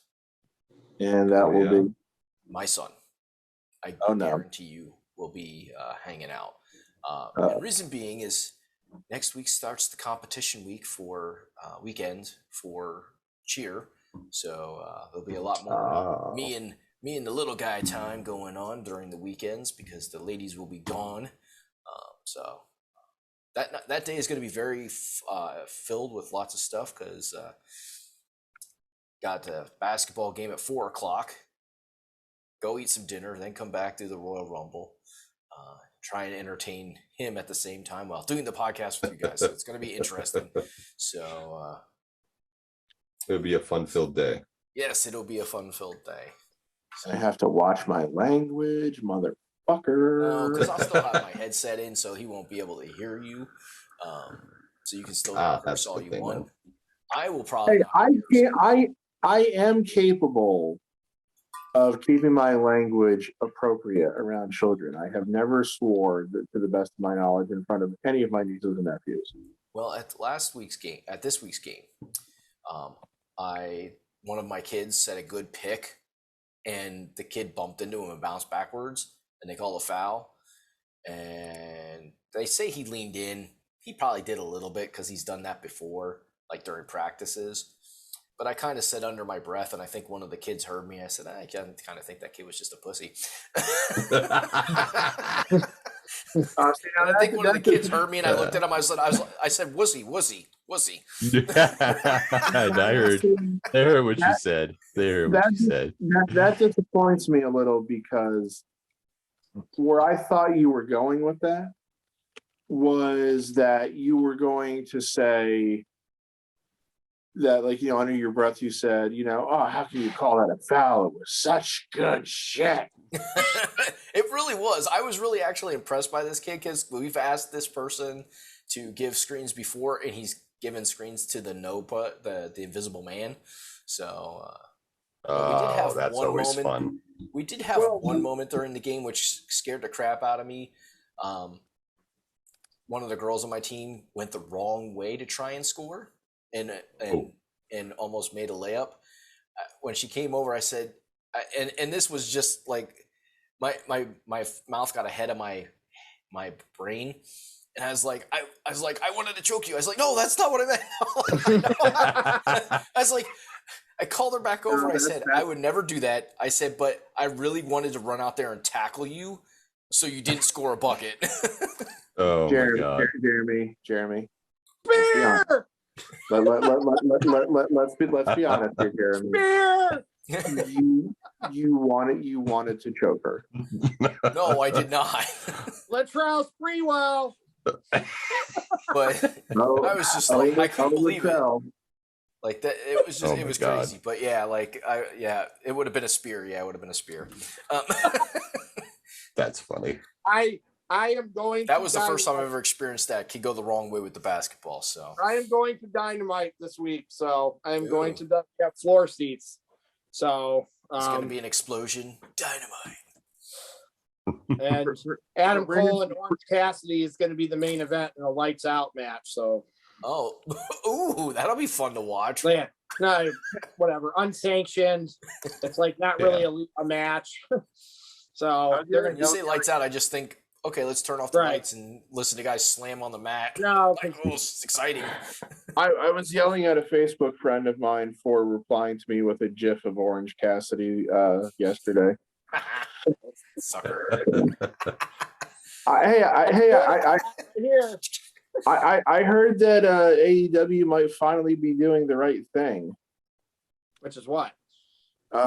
Getting rid of some people who they have no business employing. Like Peter Avalon? Yeah, Marco Stunt. I heard that like Joey Janela and Marco Stunt might be have their contracts up soon, and that they won't renew them. And I'm like, well, that's a step in the right direction. There was somebody else too. I think Brian Cage, which that seems like somebody who they actually could do something with, but they just haven't. So whatever. I mean, he was probably in a position where something was going to happen, and then CM Punk came along, and Adam Cole came along, and Bryan Danielson came along, and somebody gets moved to the back of the line when you get those guys, and Brian Cage was probably one of those people. Brian Cage, you're now on the back of the bus. Enjoy your. But yet somehow Orange Cassidy and the Best Friends haven't been. I don't get it. They're not going anywhere, Pat. Brian Cage was also injured. He's got some neck issues. Oh well, that's not good. Just like Orange Cassidy, occasionally. Orange Cassidy's super over. They're not in the Best Friends. They're not going anywhere. Yeah, I know Cassidy's super over. I don't get it, but like somebody once said, wrestling is not for me anymore. They did do this like they did a mixed tag the other night. It was Britt and Cole against Statlander and Orange Cassidy, and it was a really good match. Except when Orange Cassidy hit Britt Baker to go through the table, he fucking tapped her. So like it looked like he barely touched her, and I know what they were doing, but it needed to look better than it did. It like looked like he tapped her and she fell through the table, and it was not. I know they don't want guys hitting girls and stuff, but there are ways that he could have made that look better than he did. Like it didn't look very good when he hit her and she went through the table. So come on, they could have did like when Bubba Ray powerbombed Mae Young. Right, Mae Young. That was awesome. What are you talking about? That was amazing. I know he did it. He did it the right way. I mean, he protected her as much as possible, but I mean, she looked like and she wanted it too. She was like, if you're gonna put me, if you could do it to the boys, you could do it to me. And if you're gonna put me through a table, you better put me through a table the right way. God damn it! I mean, his ass took all the fall, but it looked good. That's just it. Yeah, he's taken the impact of that bump, from that spot. Which, but hey, at least they didn't screw up the match. At least it didn't screw up the match where I watched an NXT match and I heard every single fucking move that was being called out during the match. Which match was that, Joe? I don't fucking remember the names. I really don't. It was just horrible. The camera angles were horrible. I don't want to be hearing guys calling out fucking matches during the goddamn wrestling match. It was a bad show. If you take the Roddy Walter match was good. If you take that was out, it. The show was it. It was really bad, Joe. You're right. That was the only thing that saved that show and made it not a complete train wreck. Was that last match on that channel that AJ and I, not Pat, AJ and I have on the TV? I got to see Zack Ryder and Hawk fight. I mean, I know that's not their names anymore, but Brian Myers I got to see them fight in TNA. That was pretty interesting. Yeah. They just show the same fucking shit. Like I've seen Penta and Phoenix fighting Santana and Ortiz like 3 times this week. I've seen a clip of that fucking match. Every fucking time I turn it on, I'm like, God damn it, can we show another clip besides this? They do those mini clips in between, like, what would be the commercial break? Yeah. How many more times do I have to see Miss Tessmacher winning her first title? Jesus oh, my God. And she was terrible. She was so bad, Miss Tessmacher. But they was better than some of the others. They just, the clips, it's like TNA was around for years. What if you have 5 clips pulled from that and you just show them 5 clips like that over and over? Old AEW, like not AEW, AM America's Most Wanted, AMW. Yeah. Like, when they were like first put together, like before James Storm even had a beard. I've seen Bobby. They were awesome. James Storm like 5 times. I've seen that clip like 5 times. Every time we turn it on, when Nicole sees AJ with short hair, she thinks it's hilarious. She's like, "Oh my God, that's AJ." Yeah, I know. He actually looked like normal. He didn't look like he was trying to turn into a very slim. Oh my God, will you guys stop with that shit? when you see a very slim. Don't be jealous of people who have hair, all right? Somewhat slim down Samoa Joe. Just give him a minivan and call him Soccer Mom. Soccer Mom has got it going on. But I see WWE trademarked Super Brawl and Uncensored. Oh no! They filed the trademark. And it's rumored that it's Uncensored was so awful. Do we really need to revisit that? Well, WWE is going to. WCW Uncensored show was an absolute piece of shit. Exactly. Which means that it was probably better than 40% of what WWE puts on now. I mean, that's they're true, probably gonna be used for NXT as well. Is the rumor? I do remember Dustin Rhodes fighting somebody in the backlot bully or whatever in a fucking truck driving down the road. So. Oh yeah, that was Repo Man. Are we gonna get so? And we're probably gonna get Super Brawl. Fantastic. Super Brawl and Uncensored will be part of NXT 2.0. Yes. Well, hey, is it any worse than what they're going to give us next month, which I am not watching? Oh yeah, the Elimination Chamber and the Blood Money pay-per-view. Yep. The Blood Money pay-per-view, like really in Saudi Arabia. They're doing they're gonna do the Elimination Chamber like next month, and it's probably gonna be the last network exclusive event or whatever fucking term it is. I can't even remember now. Premium wrestling, a premium live event. Thank you. It's gonna be the last premium live event until WrestleMania in all likelihood, and they're doing it in fucking Saudi Arabia as part of their blood money deal. So, fuck you. I'm not gonna watch it. So I mean, could we get it? Generally, those are missable. The last one wasn't terrible. The last one was actually okay, but most of the ones have been shit piles. The crown jewel. So yeah, featuring Over the Hill Kane and Undertaker against Over the Hill Michaels and Triple H, shit like that, or We also got Goldberg and Undertaker there, which was one of the worst WWE matches ever. So I gotta ask. They're calling it blood money. It's in Saudi Arabia. Can we sound any more racist with the freaking name of this pay-per-view? No, they're not calling it that, Jeremy. We're saying that it's them getting their blood money. Oh. Yeah, it's not actually called blood money. Don't confuse me like that.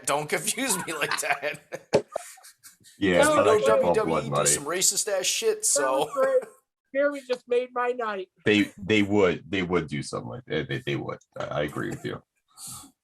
No, I agree with you.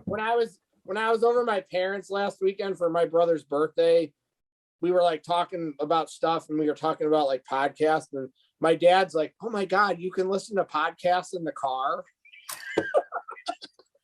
Wow. You got to inform your dad. I know. I mean, my dad doesn't know that, but he doesn't also listen to anything on his phone either. So, my dad's like, you can do that? I'm like, yeah. Wow. I tell you that sometimes I wonder if we should really let senior citizens have technology. I ask myself that every day. Of course, your parents bother you about shit all the time. Every day. All right. So Drives it's the 12 insane. o'clock hour. Do we have anything else that we want to discuss tonight? Nope, I'm tapping out. Oh, tapped out. I want to say there probably was something else I had on my mind this afternoon, but I don't remember. We don't have another half hour for you to figure it out, all right? I just said I don't remember what it is. Did you tap out to the figure 4, Joe, or what are you tapping out to? Tapping out to what am I tapping out to? The STFU. Oh, I did just think of something real quick, which will only take a minute. Did you hear the crossface? Did you hear that the runtime for the Batman is supposedly close to 3 hours? Wow. Yes. Yeehaw. Do you know they tested it for 4 hours? Yeesh. I did see something about that. I saw the headline about that, but I didn't click on it to read it because it's like, they filmed a lot for that movie. It's like, as long I pointed this out on some like internet comment board, so long as it's well paced and it doesn't drag and it doesn't feel like it's longer than it actually is, like unfortunately most movies I've seen recently have, then I won't care how long it is. Like if it's entertaining and engaging for its entire runtime, then I don't give a shit if it's 3 hours long. So I'm pretty sure Batman and Spider-Man is probably a close second, is one of the few superhero movies that they have redone like multiple times, because there was original Batman. This would be 3 or 4 movies. Then they did. Technically, this is the sixth Batman that's been committed to film. So that's dating back to the serials that they did back in the late 40s. Then, the movie that was the spinoff of the Batman TV show. Then the Keaton, Kilmer, Clooney movies. Right. Then the Dark Knight. I was looking at with the Keaton, Kilmer. Yeah. Then the Dark Knight trilogy, and then the DCEU, which is which means Ben Affleck. So this is technically like the 6th different like Batman series that has come to film. Yeah. Crazy. So it is, but I wish they would like build off of one of them and into more depth. Build it into the DCU. Well, they that's just keep on what, reinventing it. well, that's what was supposed to happen when with the Affleck version, with with Batman v Superman and with Justice League, and it's hard to say exactly what they're doing with that because we've got the Flash movie coming out at the end of this year and the Aquaman sequel, and in that Flash movie we're supposed to see both the Ben Affleck and Michael Keaton Batman. So because it's going see where it goes. That's going to be like a multiverse type thing. So, and then I think I saw supposedly that the Michael Keaton Batman is supposed to in some way, shape, or form appear in this Batgirl. What they're doing. He is. So yeah. It's really just we'll see. I mean, I'm past the point where I care about reading about every like rumor, possibility, or spoiler. It's just like just make a decent, entertaining movie, and that's all I really give a shit about. So yeah. All right. Well, on that note, we're gonna call it an evening. We're gonna thank everybody for tuning in, and if you didn't catch it live, watch the catch the replay. Eventually be up on YouTube and all the audio places for podcasts that we put it out there for you. Catch us next week on Saturday. At what times are we starting? Are we doing the pre-show, or are we starting on the regular event, which is what starts at 7 probably, right? 8. It starts at 8. It's at 8. So we'll be on between 7:30 and 8. Yeah. Okay. Yeah. Between 7:30 and 8, catch us for the Royal Rumble live telecast and our breakdown of that and the Royal Rumble 25 most memorable moments bullshit that we got. And I'll come up with some fun trivia too. Yeah, some fun trivia, but there will be no prizes. I did not announce the prizes, and I know we're not doing prizes this time, but maybe WrestleMania will do prizes or something. But once again, we always thank you guys for tuning in. We really greatly appreciate it. And with that, we're going to say good evening, good morning, and good afternoon, and we'll catch you on the next episode.